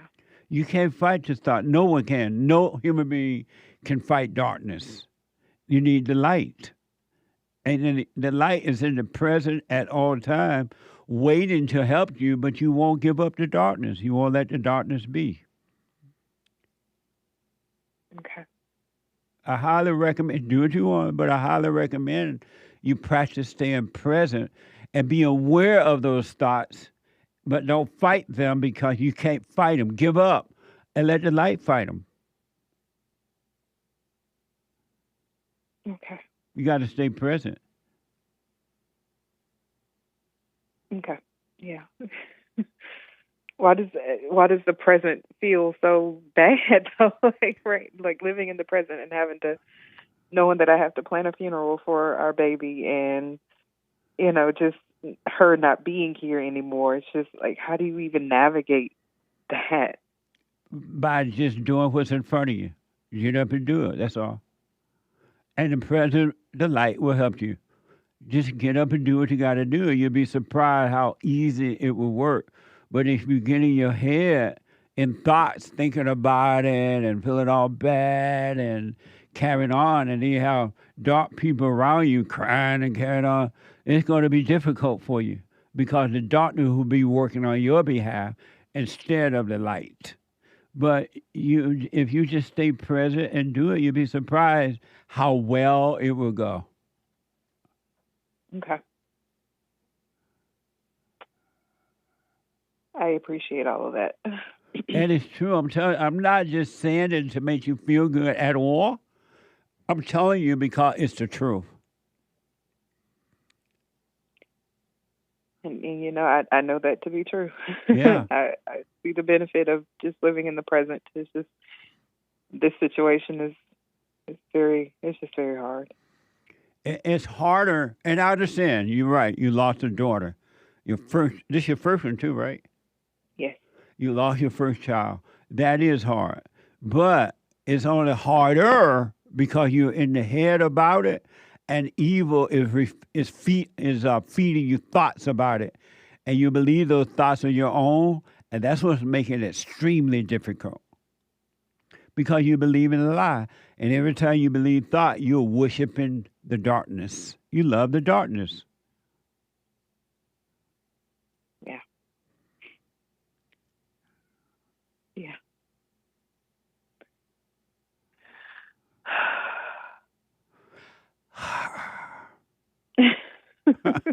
What the? Yeah. Stop loving the darkness. Yeah. You're right. I have to remain present. Yeah. And just deal with what's in front of me. Absolutely. And you will see that the light love you. The light love you. I can't even find the word to express how much the light, the nature, the love of God love you. And he is with you. But you got to be there with him instead of with Satan in your head thinking about what if, and I got to do this, and I got to do a funeral, and I got to do that. Shed some tears, let them pass, and move on with your life. You couldn't help that your daughter was born with, I guess, bad heart problems, And that has nothing to do with God. Yeah. You're absolutely right. He gave her to us for the time that we had her. Yes. To enjoy her and nurture her, and we did just that. Yeah, appreciate that. And then, let sorrow come for a few days.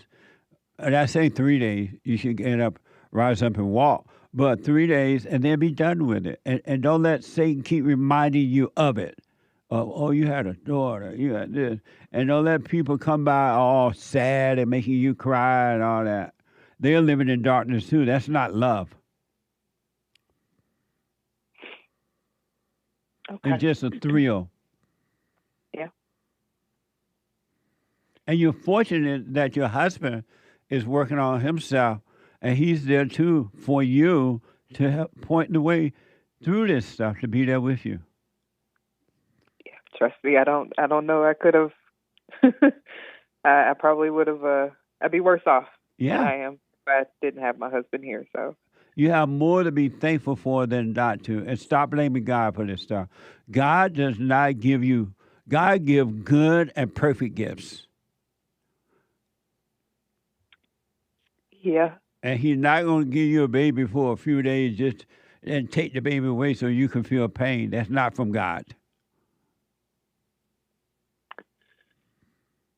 And I know that to be true now. Yeah, it's real true. Yeah. Those people like, oh, the Lord giveth and the Lord taketh. Those people are lost. They're asleep. Don't resent them. Don't judge them. They are asleep. They can't help it.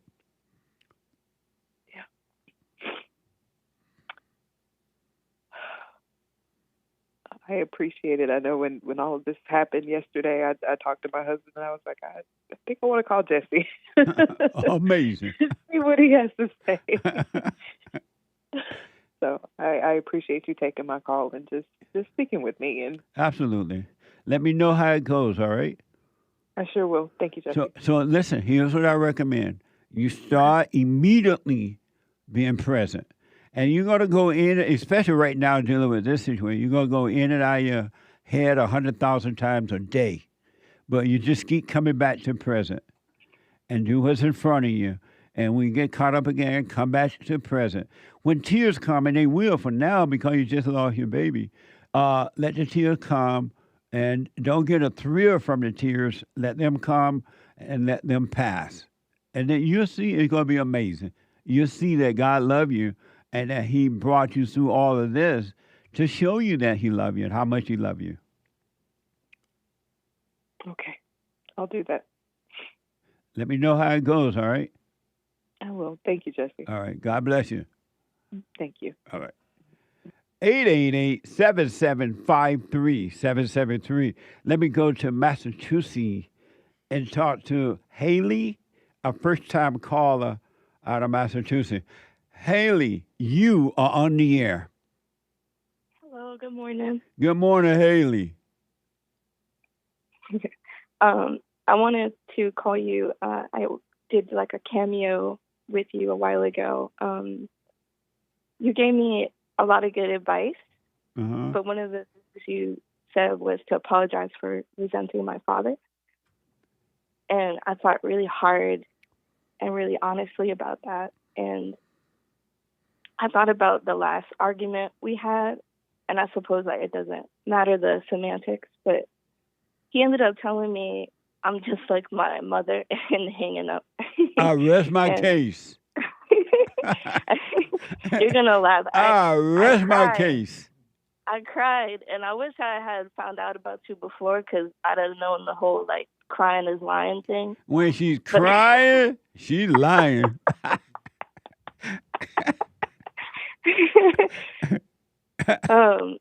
But yeah, I realized, yeah, I can own up to that, and I haven't apologized yet, but I am going to, and I just wanted to call and say I appreciate you for being straight with me because everything feels lighter, and the things that scare me just makes me laugh, really, and it's not so much power over me, so thank you. You're welcome. You stay with it, stay with it, stay with it.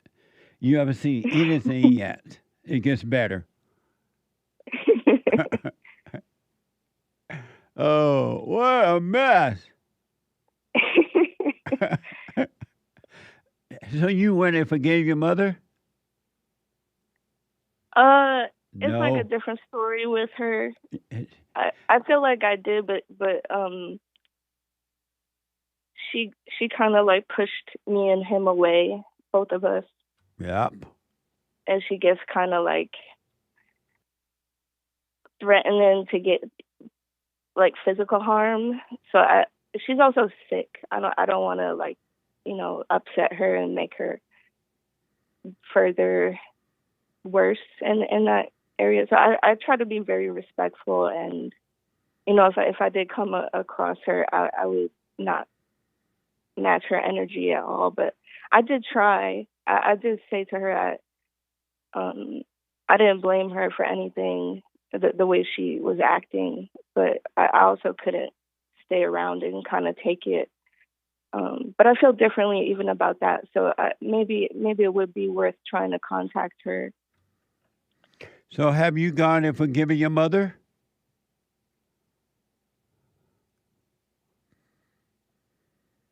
I'm trying to think. This was like so long ago, the conversation.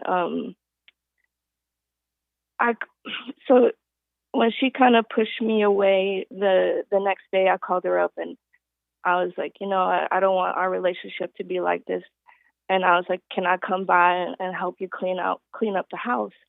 And she said, F you, and hung up on me. Good. Let's put it that way. You're being a beta. She said, F you. Right on. You tiptoeing around the devil, and the devil said, F you. Yeah.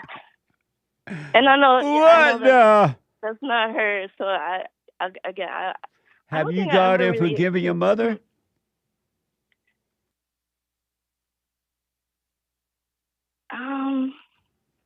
For what exactly? For all the things she said about her. Push you away, you and your father away. She's nasty, she's evil, and you don't even want to be around her. You already know what. Have you gone and forgiven your mother?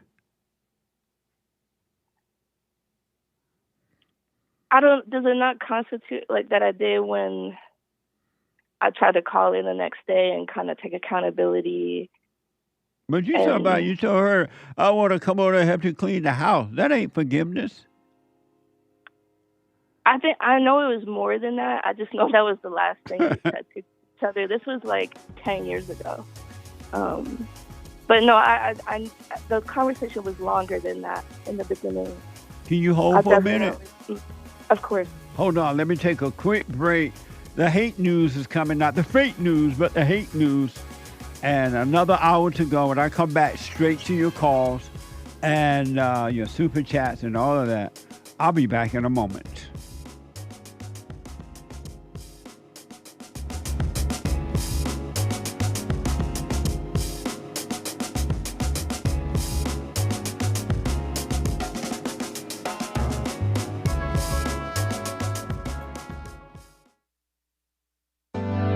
Steve, thank you for calling and thanks for holding. How have you been helped by the show? I'm going to tell you this. I believe you might go down in history as one of the greatest, if not the greatest, black man that ever lived on planet Earth, as far as I'm concerned. I don't know anybody before you that's been that great. Freeing the slaves is one thing, but you've been freeing people of their mind, which matters, it should be anyhow, to you more than anything else, because with the mind not being right, there ain't nothing else going to happen right anyway. If you can doubt every thought, because you're not your thoughts, if you can doubt every thought, knowing that you're not your thoughts, you don't create them, they're not from God, that they're from the deceiver, the great deceiver, Satan. If you can doubt every thought, you can be free, just like that. At an instant. Bring every thought into captivity. It's so amazing.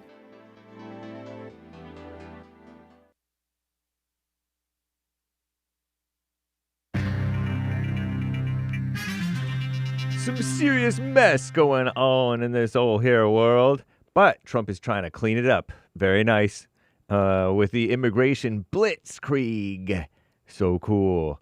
And Venezuela drama going on over there, as well as in the Ukraine. There's like still a war going on in the Ukraine. And by the way, well, I won't tell you about that at the moment. This is the end of hour 2 already of the Jesse Lee Peterson Show. It's Female Monday. Everybody loves Mondays, and we ought to love all the females, right? Oh, we love nobody. And it's the 17th of November, AD 2025. The lines are actually, there's just one line just opened up. So you can call in right now if you're old or if you're young, all right, to 888-77-JESSE, 1-888-775-3773 to get on hold, to get on air with JLP in the third hour coming right up. But it is hake news, not fake news. Commie Nonsense Network, CNN reporting. Oh, by the way, Women's Forum, third Thursday of the month, the 20th. Just in a few days, 7 p.m. at Bond in Los Angeles. Rebuildingtheman.com/events. Women's Forum, third Thursdays of the month, 7 p.m. at Bond, typically, right? Unless canceled. All right. And then Men's Forum, first Thursday of the month, 7 p.m. at Bond in Los Angeles. Rebuildingtheman.com/events or call 1-800-411-2663. 1-800-411-BOND if you want to confirm or whatever. Confirm that it's happening and stuff like that. Staffing problems at air traffic control centers are starting to improve, so said FAA admin Brian, B-R-Y-A-N, Bedford on Sunday. And Transportation Secretary Sean Duffy said he expects flight issues to be resolved before Thanksgiving travel ramps up. So come on down to the Men's Forum, Women's Forum, Church with Jesse Lee Peterson, rebuildingtheman.com/church, even if you're from out of town. And immigration blitzkrieg. Wow, Nazi talk. Dozens of people arrested in Charlotte, North Carolina. Imagine, Charlotte. On Saturday, during the Department of Homeland Security's latest targeted immigration blitz, is what Commie Nonsense is calling it. Or maybe the administration, who knows? The department said the surge would target criminal aliens who flocked to the Tar Heel state because they knew sanctuary policies would protect them. Charlotte is not a quote-unquote sanctuary city, but it is a certified welcoming city. I shake my head. A designation for cities with commitments to immigrant inclusion. Democrat leaders, so-called leaders in Charlotte, have largely framed the operation as a political distraction ahead of next year's midterm elections. Sources also say top border officials expected to continue their immigration crackdown in other Democrat-led cities, with New Orleans possibly next. New Orleans, that's also known as New Orleans. And Venezuela, the U.S. military's most advanced aircraft carrier, has arrived in the Caribbean as the U.S. increases their pressure campaign on Venezuela. Their president, Nicolás Maduro, has condemned the military buildup near the South America as U.S. forces targeted alleged drug trafficking operations and confirmed drug trafficking operations. Trump Sunday told reporters that Maduro would like to talk amid rising tensions, although he provided no further details. State Department announced they will designate the Venezuelan cartel as a foreign terrorist organization. Trump suggested the new label could allow the U.S. to strike inside the country. I cracked a little bit. An escalation from previous operations targeting suspected drug boats in international waters. Wow. And the Ukrainian President Volodymyr Zelensky arrived in France earlier today for a high-stakes meeting with Emmanuel Macron, the French president. Visit comes as Ukraine is seeking to bolster military capabilities. Russia is going to consider restarting nuclear weapons testing. So we'll see what happens. Is France going to be able to help the Ukraine huddle and hunker down during this war? It's crazy. I'm James Hake. Now back to JLP, Hour 3.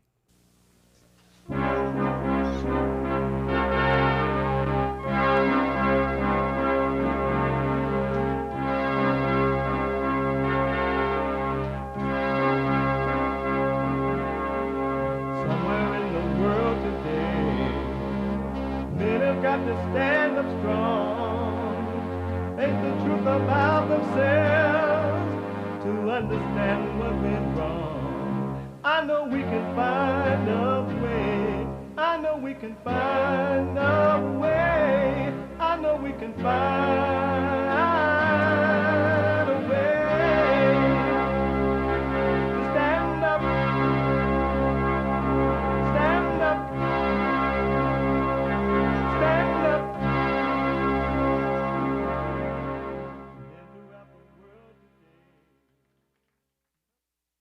Uniting the races with truth instead of dividing them with lies. We're also rebuilding the family by rebuilding the man. I am Jesse Lee Peterson. It's the third hour. Good morning. Hi, y'all. You can get involved by calling 888-7753-773, 888-77-JESSE. And my biblical question, a doozy. The biblical question.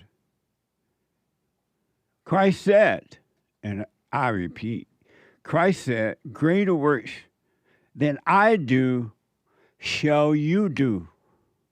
Greater works than I do shall you do. What did he mean by that? What did he mean by that? Amazing statement, though, huh? Or comment or statement, however. We have every way that you can watch and support the show listed on jesseleepeterson.com/show. jesseleepeterson.com/show. And you can listen to the show no matter where you are and what you're doing. If you're too busy to sit and watch it, you can listen on your phone anywhere in the world. And we are here Monday through Friday from 6 a.m. to 9 a.m. Pacific time. Heard around the world by everybody and they mama if you're black. They mama. Everybody and their mama if you're white. And we are heard around the world for the round earthers and up and down the world for the flat earthers. So we're here for everyone. And so you can podcast if you got to run around, but you can listen on your phone by calling the listen line on TalkStream Live at 605-615-4131. 605-615-4131. And to donate and have your comments read out loud, go to buymeacoffee.com/JLP Talk, and we're going to get to your super chats. Buymeacoffee.com/JLP Talk or Bond JLP Cash App. Bond JLP Cash App. It's Mondays. And rainy days and Mondays always build me up. And it's Female Monday. All my life, I had to fight.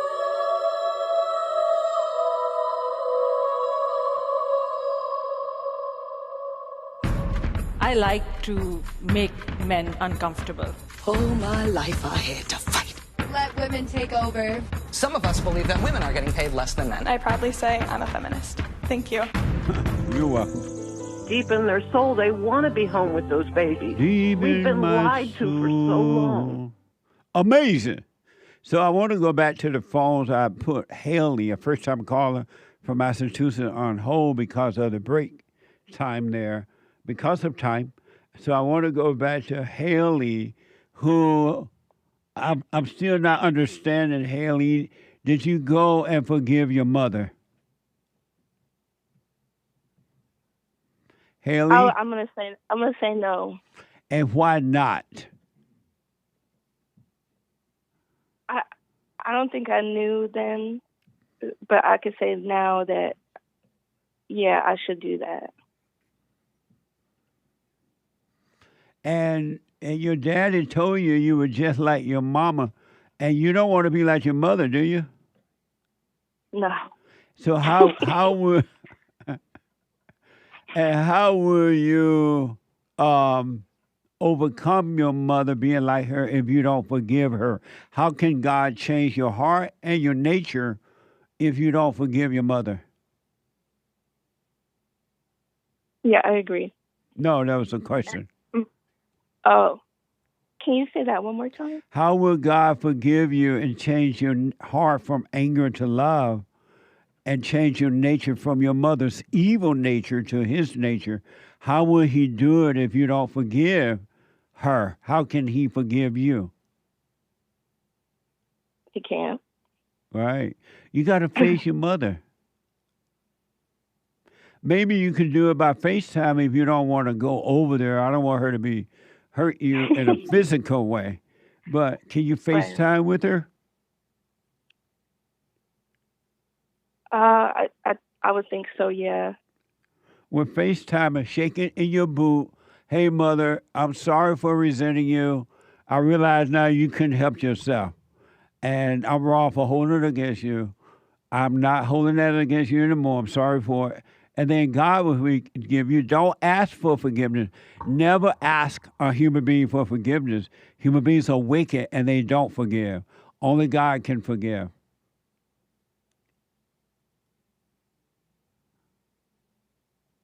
He will forgive when you realize you're judging. And anyone that has anger / resentment is judging and they are playing God. And they would never know God as long as they play God. So you got to forgive her, Haley. Yeah, I agree. I am going to do that.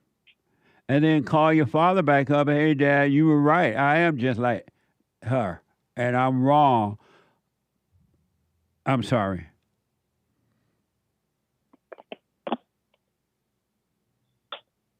Yes, I am absolutely going to do that. How old are you? I'm 31. Okay. But go and forgive. You sound younger than 31, but go and forgive so you can be free. And then do the silent prayer and so you can stay present rather than being in your head thinking about the past or the future and all that mess, which doesn't exist anyway. But are you doing the silent prayer? No. I just found it yesterday. Okay. And I heard it for the first time. When you stay with it and work on you, and you will be free right here on earth and amongst all this hell that's going on inside of human beings. But work on you so you can be free. I appreciate that. You're welcome. Any questions about that? Nope. I think that's everything. Thank you so much for, again, telling me straight. I appreciate that. You're welcome. Let me know how it goes. All right. You take care. All right. Amazing. Let me go to Sweet Home, Alabama, and talk to first-time caller, Janelle out of Sweet Home, Alabama. Janelle, you are on the air. Jesse. Oh my gosh. Hi, Jesse. I just want to say, first of all, this is probably the best moment of my life, the fact that I'm talking to you right now. Amazing. Well, welcome. Jesse, okay, so I want to say I call you the Great Black Hope, and I think you're one of the best people in the world. And I've got some problems because my boyfriend is beta, my father is beta, and I'm trying to help him be alpha, but I'm thinking I can't do that as a woman, and I just don't know what to do. You can't do that, period. I and no one can change another person. Only the truth can and will do that if they want to change. And so even the truth is not going to change them if they don't want it. So why don't you just wish them well? How old are you? I'm 18. You're 18. Wow. Why don't you just wish them well? Don't judge them and just move on and work on your own life. I know, Jesse, but now the thing is that my father, he's a very angry man, and he is telling me that he told me I shouldn't be watching you because you're racist, and I don't understand that. I'm white.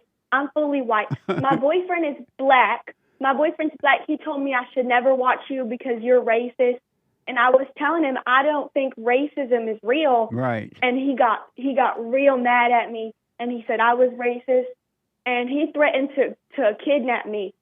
And I just don't know what to do anymore. So your boyfriend is racist or your father is racist or both? Well, they both are saying that you're racist and I can't watch you. They think I'm becoming racist. And my father's white, I'm white, my boyfriend's white. And they say that I'm acting just like you because I'm always saying beta. And I'm always saying amazing. Amazing. And they are, yeah, I'm always saying it, Jesse, every day. They'll say, my friends will say something and I'll go, what the? And they don't understand why I'm doing it. And they're telling me that I'm obsessed with you. Well, don't judge them and don't hold it against them, all right? Because we can't judge anyone. Forgive them, they're asleep. And you're now 18 years old. You can start going and living your own life. But don't hold it against them. Don't try to change them. Don't be angry at them. You just move on and you become an example. And maybe they'll see it and maybe they won't, but you'll be fine. Thank you, Jesse. It's just real stressful for me because, I'm dating a black man. I was born in Mourne, Alabama, and I'm living in Indiana now, but I was born there. And it's a real small town, and most people are old there, and it's all black people, really. I didn't have many white friends growing up. So people was always being mad at me for, I would say the N-word, and I was just saying really stupid stuff when I came to Indiana. And they didn't like that, and they would tell me I was racist. And I was like, what's racism? Because I thought I was the same as the black people, and I didn't see the color. I just was... I only really knew black people growing up. And living in Indiana has been real different for me because, it was real different in Mourne, Alabama. Why did you have white friends growing up? There weren't many white people around. The town is, very much mostly black.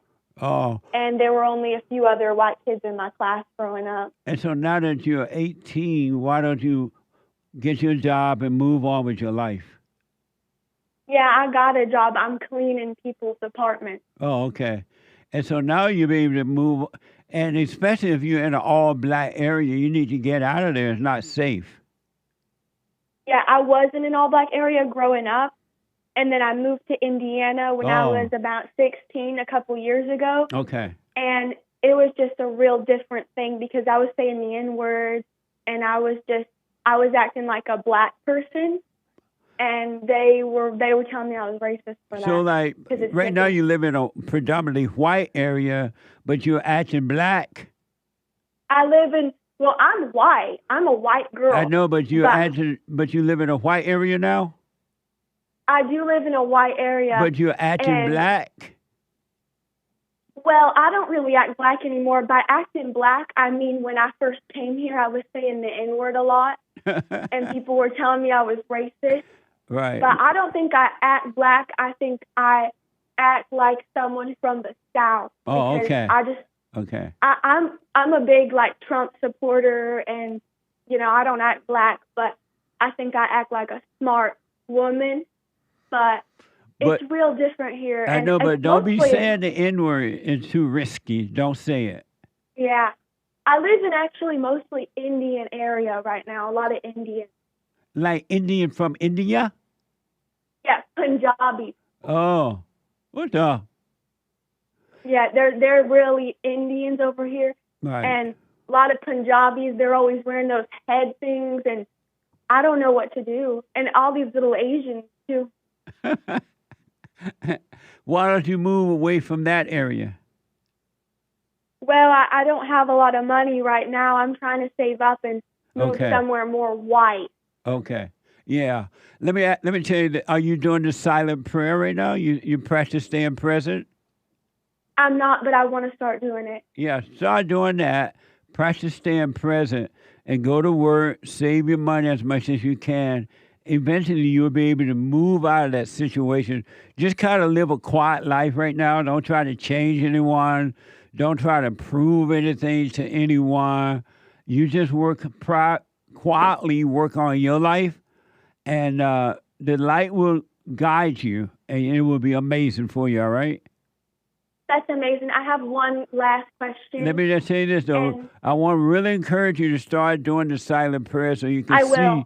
you can see your way out of the situation. You can't think your way out of it. You can see You're your way right. out, okay? You're very right, Jesse.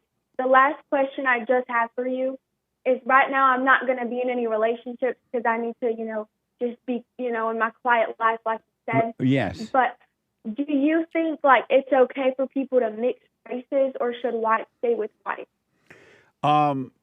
It's neither right nor wrong, but it happens because every race that go and do mixed race stuff, they're trying to get away from their race.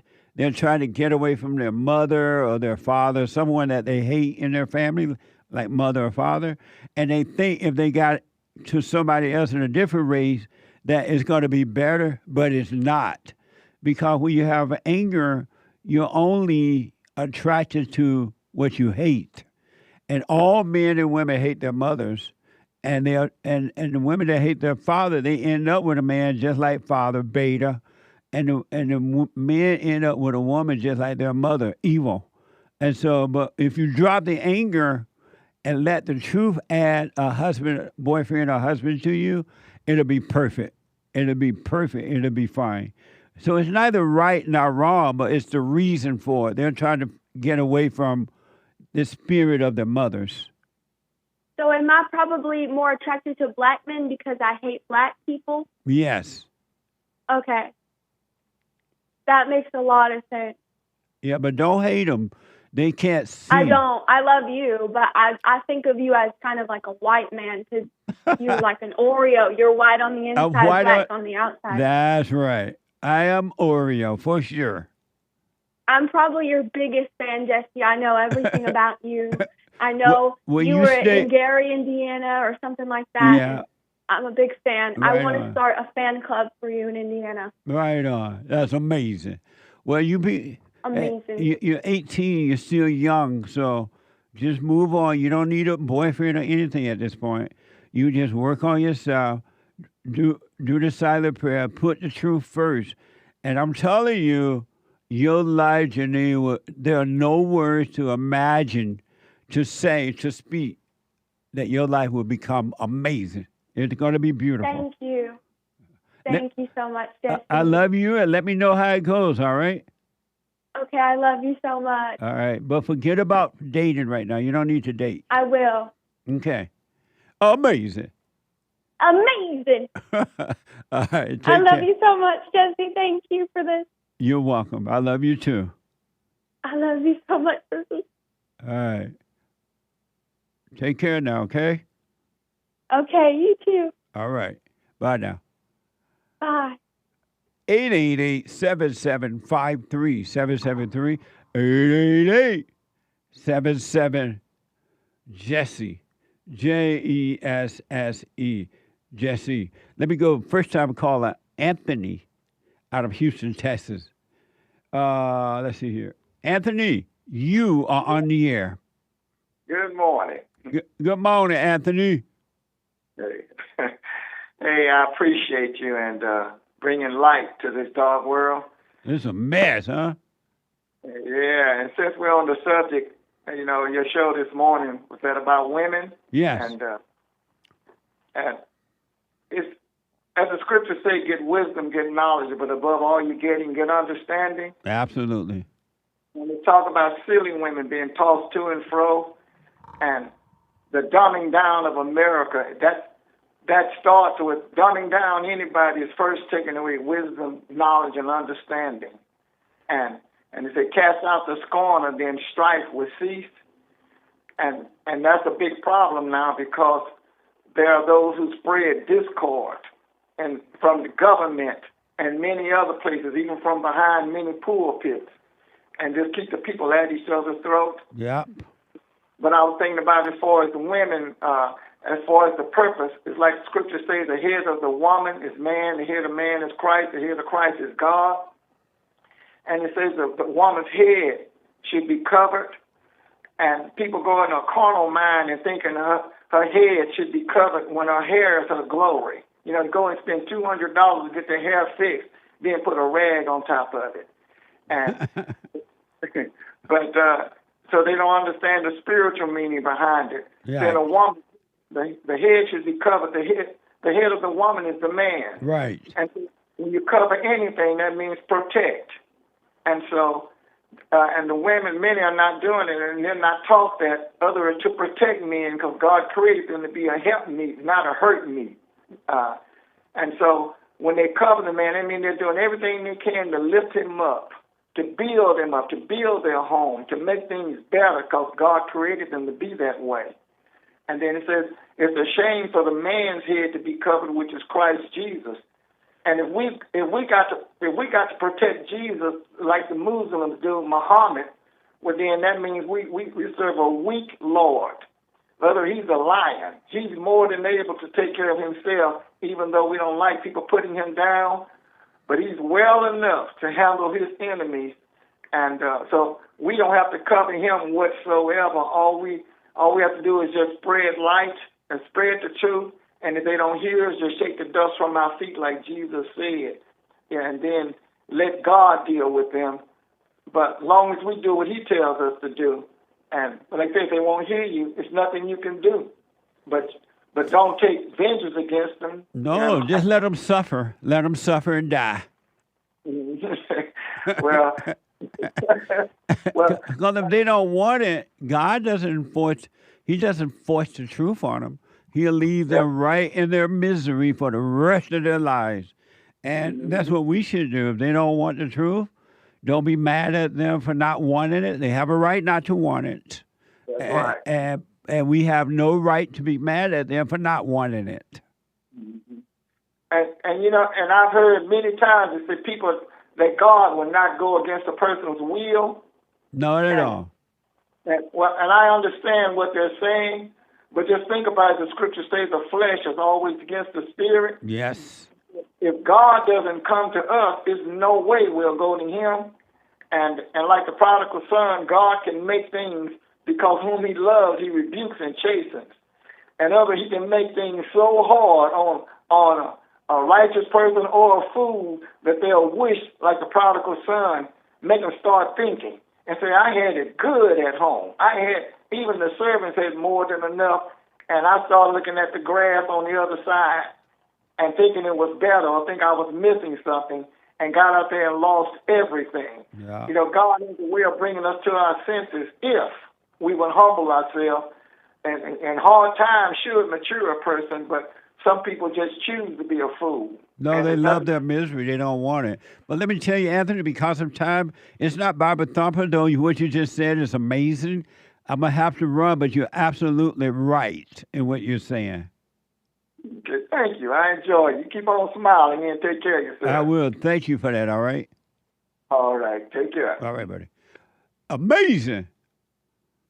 Super chat. Super chat. Super. Super chats. Don't be bitter, hate. It's an uphill battle. Get better, not bitter. Thank you. Be better, not bitter. What's the uphill battle? Not being bitter. No more thoughts about our coffee. Biblical question. Christ said, greater works than I do shall you do. What did he mean by that? He must mean something I don't understand when he says greater things. I don't know what greater things even means, says No More Thoughts. Amazing. Thank you. I'll put my 2 cents in on Sunday if the Lord is willing and the creek don't rise. Thank you. And Heat says, Jesse, Trump did advise the House Republicans to vote to release the entire Epstein files. Right on. Had MTG been patient and overcome that Lilith spirit that influences women to exert control over men, she would not be divided from Daddy, also known as the Great White Hope. That's White right. Heart. Hashtag Trump keeps winning. Celebration hands, cool sunglasses, smiley.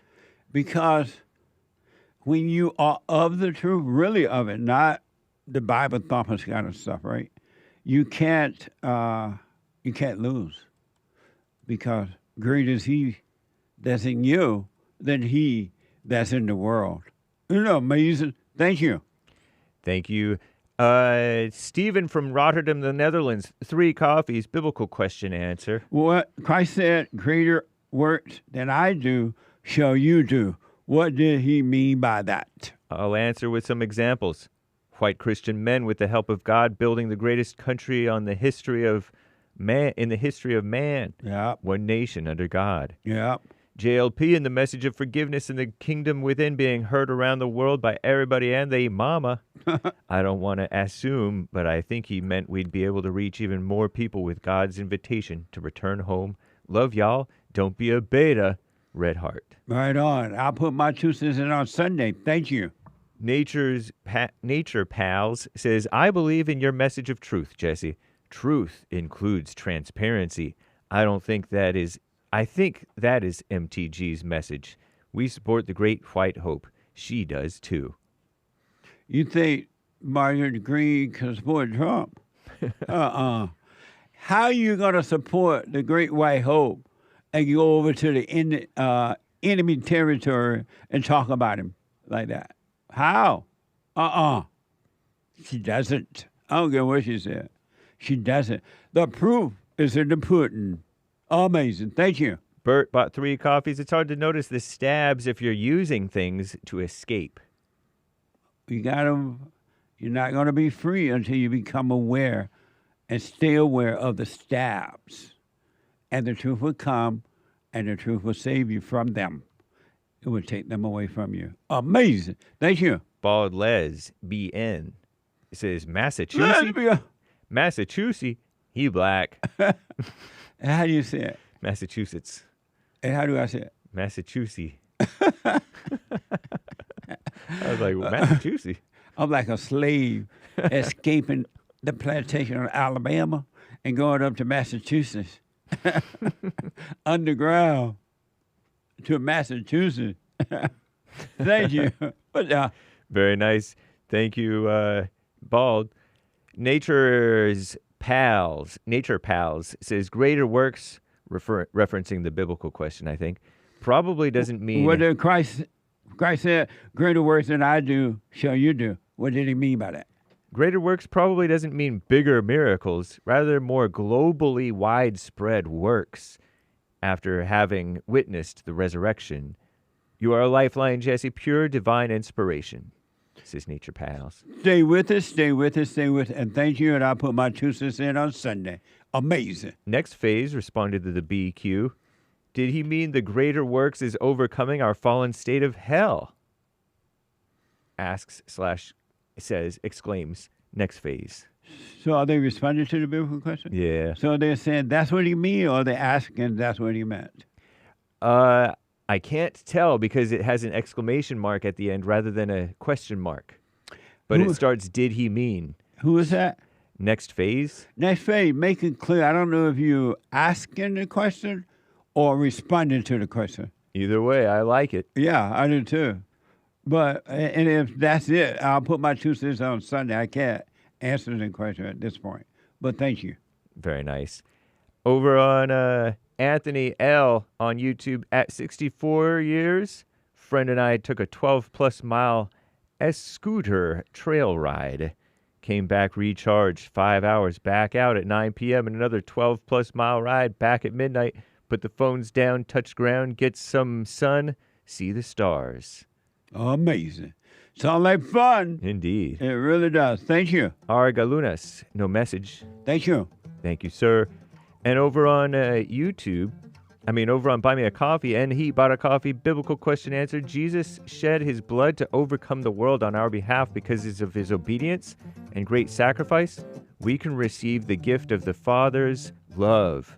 Which is greater, to overcome the world by sacrifice or love?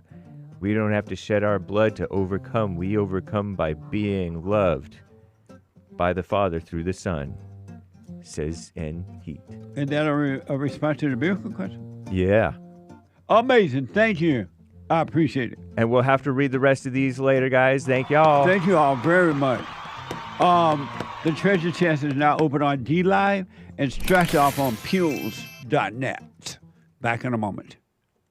You can't run from evil within yourself or outside of self. You got to deal with it. And you need good in order to deal with evil. And God is good. You need to return to the Father, and you'll see within you, he will fight the battle for you.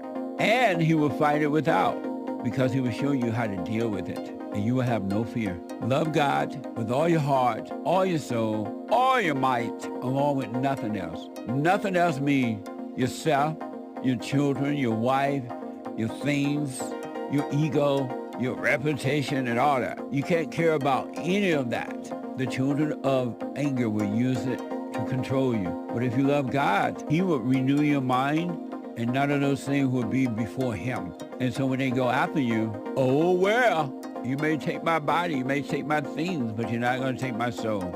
And that's a true reality.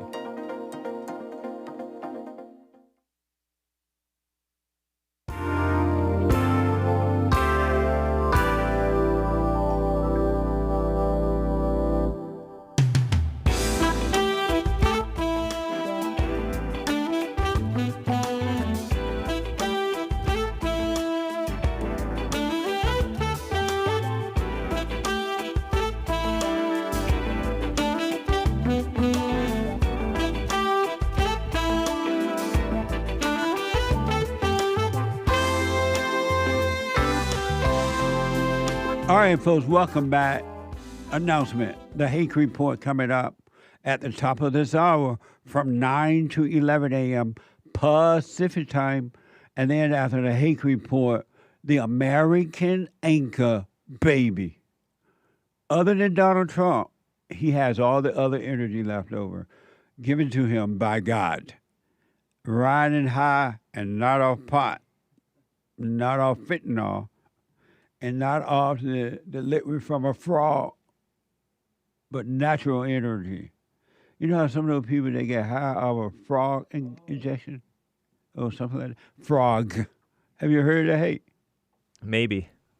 Yeah, I interviewed a guy about it like that, coming up on the Fallen State. Cool. He encouraged you to, if you want to know God, you need to be high off that frog stuff or some type of psychedelic. He's like really into that. And that's coming up on the fallenstate.tv soon. It was an amazing discussion. I didn't know there were a bunch of people, and I didn't know that there was like a thing for that. I thought some people thought you could get high and know God. But apparently, some people are making buku money off that. But anyway, I got off track. But so the anchor baby, American anchor baby, coming up at 11 a.m. Pacific time, 11 to 1. Sometimes he goes over, but 11 to 1 Pacific time. And then the ladies form this Thursday night. It's the third Thursday of the month. Come on now, ladies. We're rounding the year up or down. It's amazing. At 7 p.m. I really want to put this out there so I can see what you all think about this.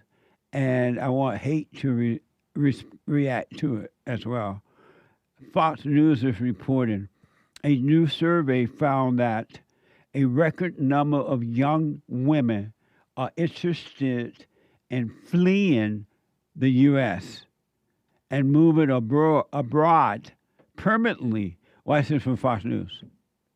Number of Americans say they want to leave the country permanently. This is according to a new Gallup poll. 20% of people say they want to live somewhere else. That's 1 in 5. And the shift is mainly driven by young women, ages 15 to 44. 40% of them say that they want to go. What do you think about that? What do you think about that? Young women they talk big. They don't know what they want, I say. I know. They're ignorant, even though they are educated, quote unquote, but they're educated in ignorance, and so yeah, I don't know where they would go. Yeah, I wonder what other place better than this that they would go to. They could go to more socialist countries, but those are no safer than ours, depending on where you end up living. And I think that they are educated out of their minds. Yeah. And then I'm wondering Is it because they hate Trump so bad that because educated women tend to hate men to the fifth degree? Right. And so I wonder if that a part of it as well. It definitely could be. But I'm kind of hoping that they do leave, all of them, as many as possible. Right. And then they won't be voting anymore in our voting thing, and the country be able to vote men into office. You'll notice all these women. There was an older woman who left the country, but she's still involving herself and talking about what's going on in our country. I know. What's her name? That pig, as Trump called her, Rosie O'Donnell. Yeah, she can't stop thinking about America and Trump. I thought she got away to get some peace, but she brought her hell with her. And she can't smoke pot. They can't live without Trump. Really, they're gonna be miserable if Trump is not around. Yeah, they will be so unhappy. Canada is the most frequently cited destination for young women to move abroad. That's barely abroad. That's from AI. I know, that's just right down there by New York. Or Michigan, one of those places. Yeah. Well, a mess. So I hope y'all do move, because that way we can vote in the right kind of people. And when I become president, I'm going to take back that amendment that gave women the right to vote. Definitely. And then you can only vote, when I become president, you can only vote if you're on property. Because it's the property owner who are paying for all this mess. Right. Property taxes are through the roof, especially blue states. Yeah, it's ridiculous. Yeah. So I'm going to get rid of the woman's vote. And then I'm going to campaign on it. I'm going to say, yeah, I got rid of it. I'm not going to be afraid to say it. Right. And if you vote for me. I think that may be coming. That type of talk may be coming back. Yeah. I saw, I don't know if it's true or not. And so I'm going to have my producer verify, and we can play the video. Elon Musk father says something like, I don't know exactly how he put it.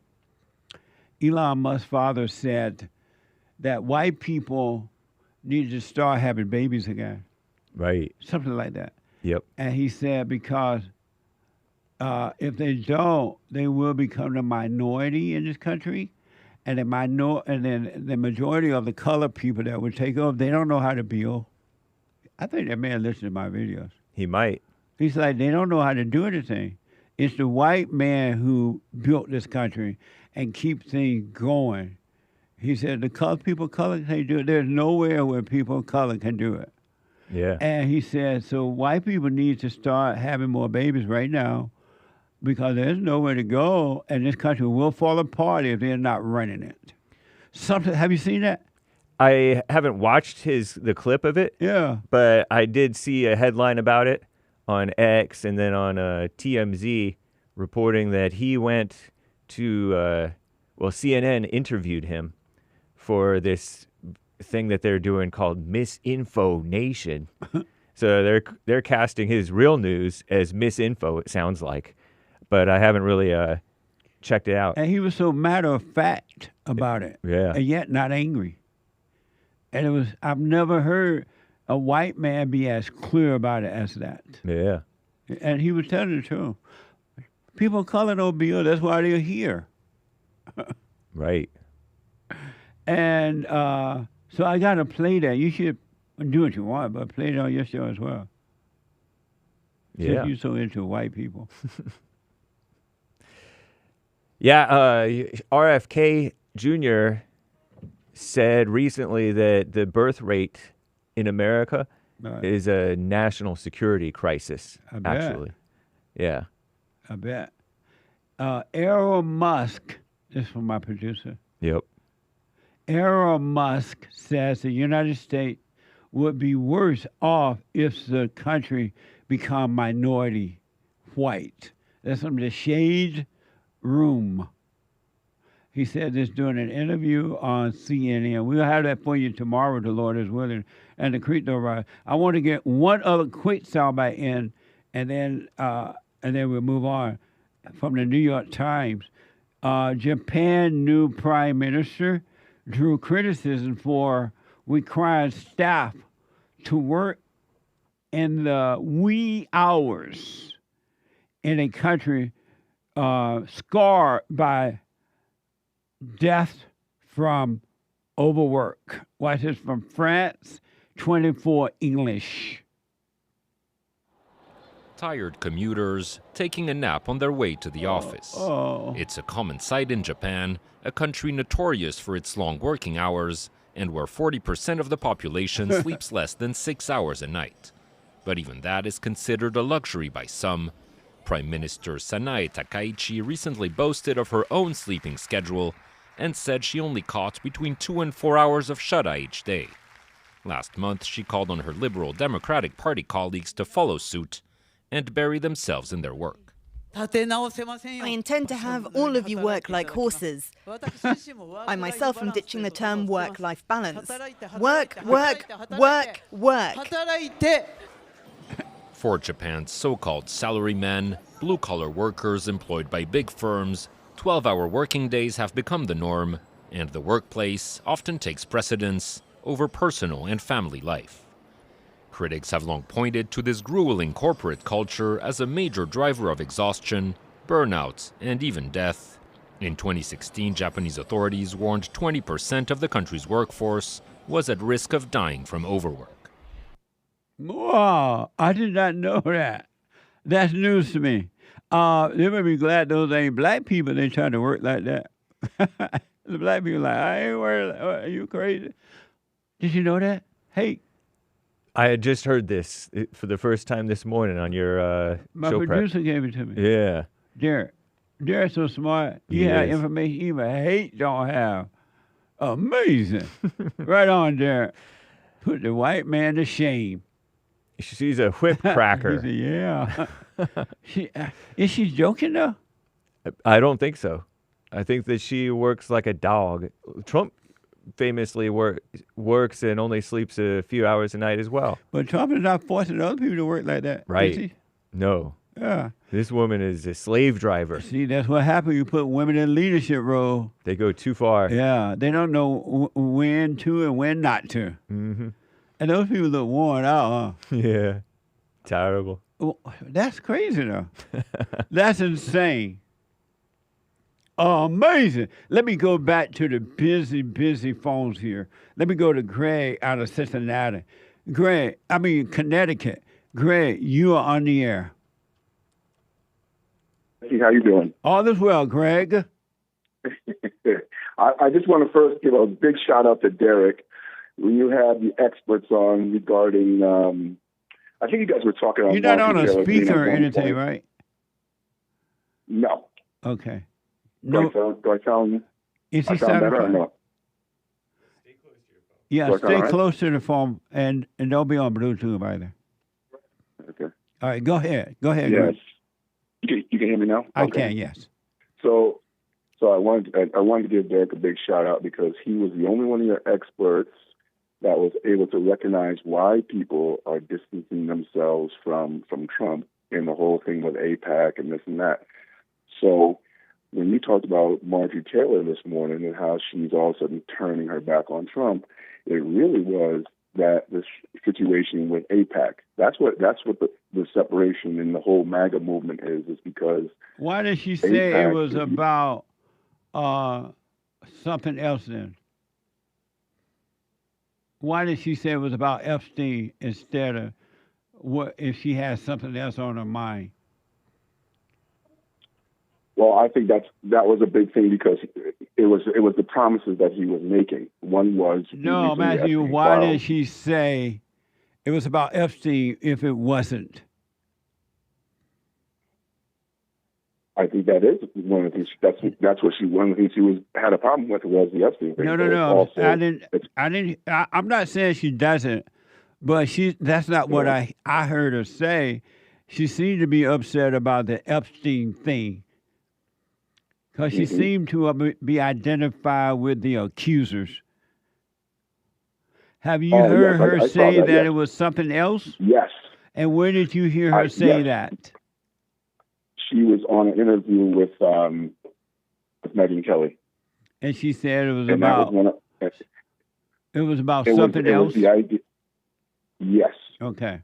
And it was very clear that she was upset about the idea of Trump taking all this money from AIPAC, which Miriam Adelson. But she's still an enemy of Trump because she supported Trump in the beginning. Why didn't she just go to him and talk to him about it and drop it? Well, we don't know whether she's actually went to him. That's why I'm asking, why did she go to him rather than crossing over to enemy lines and trying to hurt him? Mm-hmm. Do you think she was wrong or right for joining his enemies to try to hurt him? Was she wrong or right about that? I think it's wrong to, first of all, if you don't approach him on a private basis and just go public with it, I think that's wrong.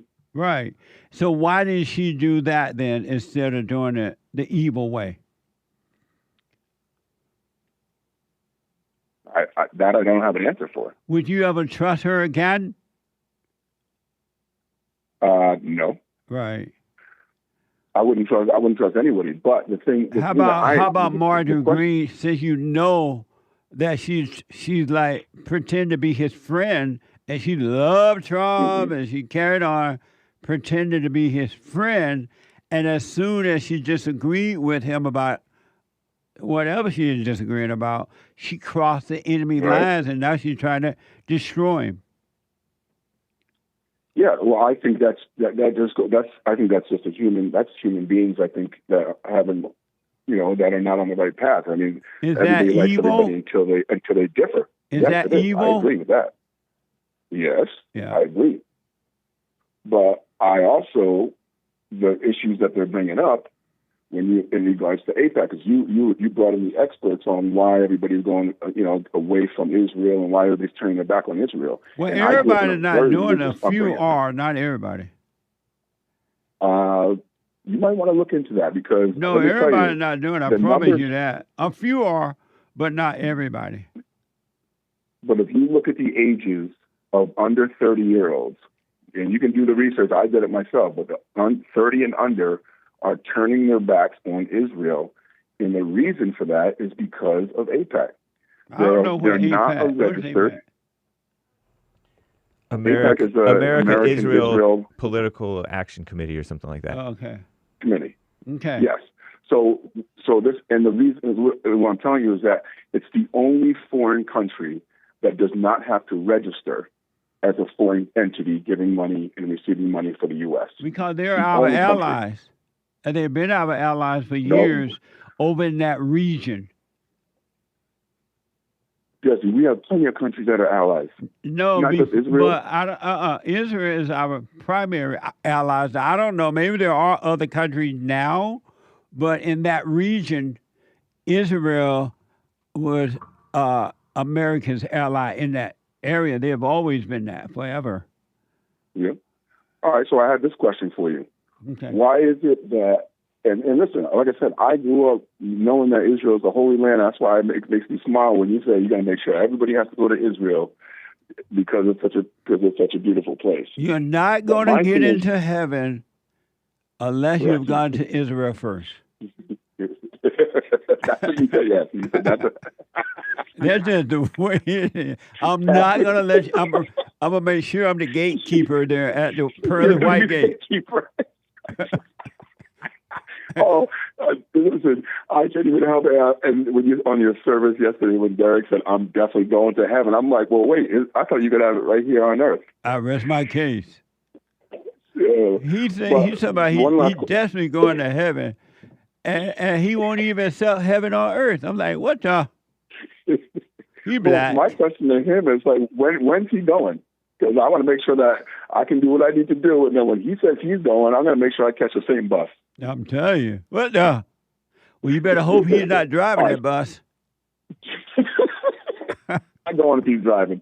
That's right. But listen, Greg, I really want to talk to you a little bit more about this, but because of time, I want to get in some more callers. Yeah. Call me again on this. I do want to talk about it. I definitely will. Okay. Thank you. All right, bye. Bye now. Yep. 888-7753-773. 888-77-JESSE. Let me go to first-time caller Glenn out of Chi-Town, Chicago. Glenn, you're on the air. Good morning, brother. Good morning. Can you hear me clearly? I've got you off speaker. Yes, I can. You're doing fine. Hey, I was calling. First of all, my wife and I are huge fans. She's here with me. She adores you. Hey, wife, I adore you. Good morning, Pastor Jesse. You're amazing. Good morning, and you can call me Jesse. Yes, sir. Amazing. I was calling based on your biblical reference. Christ said, "Greater work than I do shall you do. You shall do." You know, what did he mean by that? My gut is to take it at face value. I mean, a man was made in the image and likeness of God, and the child has all the inherent traits of the parent. So God is omnipotent, God is omniscient, God is omnipresent, and Jesus, not only did he say that, he showed us that it was possible when he showed that you could even be that death is an illusion. I mean, he backed it up. He showed us that this is the way, and he actually did it. And I don't think he said it, like, hey, taking your elbow and, just jostling somebody and say, hey, guess what? You can do this too, and kidding. He meant it. And the thing is that he showed us how to do it. I mean, he gave us the blueprint. He said, you are my brothers and sisters. I and the Father are one. I mean, the kingdom of God resides within you. I mean, what else can it possibly mean? So I've seen miracles in my life. I mean, the miracles they happen every single day. And he's saying, you're absolutely capable of this. I don't know what would go beyond death, but that's just something, I guess, just to strive for, to be of service to God and your fellow man. And he paved the way for it. I mean, how much more inspirational, can you get than that? And again, left up to my own devices, I'd have been dead over 20 years ago. The very fact that I'm even breathing, and I don't take credit for it. It's God's grace. Yeah. But I just wanted to mention it because for me, it's precisely what he said. It doesn't seem like it's even open to interpretation. It's like, hey, you can do what I can do because we're all from the same cloth. We're all children of God. And so we do have his powers based on, where we're at in our consciousness. So, we don't run amok. Well, I appreciate that. And Glenn, and I'll put my little 2 cents in on Sunday. Very interesting. I do appreciate it. Sure thing, brother. All right. Call me again. Thank you. My pleasure. Thank you. Bye now. 888-7753-773. Rita is a first-time caller out of Canada. Jesse. Hey, Rita. Hey, so I just want to say thank you for teaching me about the silent prayer. I've been doing it every day, twice a day, but I still have, I'm nervous a lot to speak up and, do things, and I'm wondering what the difference is between little g and big G, and how I can tell if it's God or, not, or if it's just the thought telling me, to be nervous. Little g is anyone who put anything or anyone else before the big G, the true God. Little g is someone who play God. And Satan pretend to be God. And he's not, but he pretend to be God. And then human beings pretend to be God by judging other people and themselves, making decisions, thinking that they know what they want. And so they play God by worshiping their own egos. And the big G is the true God, the spirit of truth. Okay. So if I just keep silent and don't act on any thoughts, like even though I'm nervous and shaky, and like that's the hard thing for me. I always get so nervous to do things and speak to people or speak up. No, you shaking your boo and be aware that you are shaking. And do nothing about it. But if you need to speak up anyway, but don't resent. And do nothing about it. And the big God, the true God, the spirit of truth will remove the darkness away from you. Okay. Just well, stay thank with you. I it, did stay that with today. it. I never called in because I was too nervous, but I just did it today, shaking and. Right on. Thank you. You went past that fear, and you see that it's not even real. You called in, nothing happened. You're doing just fine.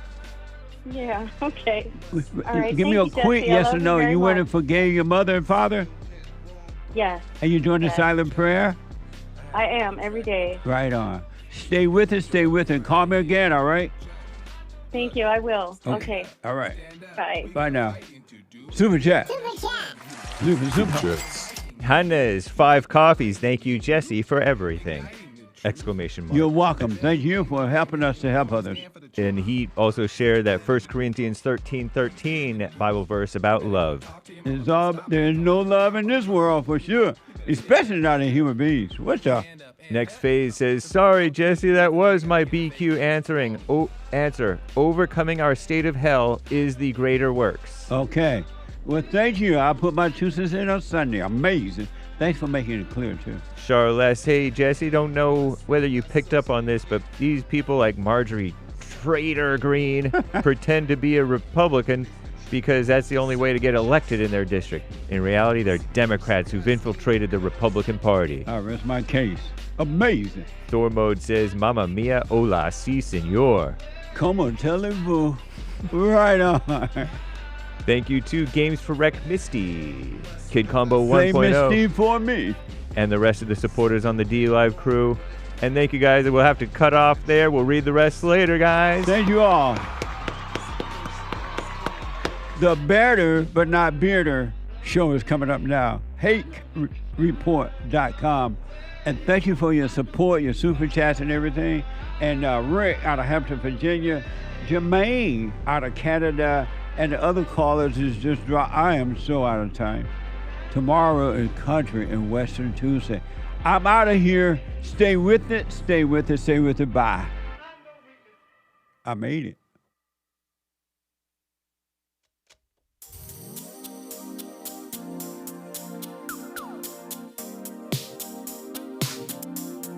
The views, information, thoughts, and opinions expressed during this show are the individual's own and do not represent the views, thoughts, and opinions of the JLP Network or Bond. Their appearance on the program does not imply an endorsement of them or any entity they represent.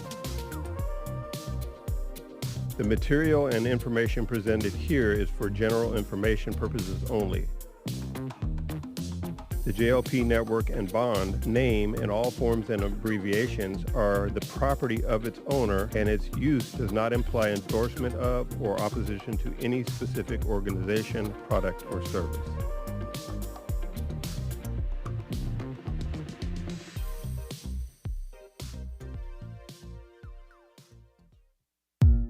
You know, Christmas is coming up.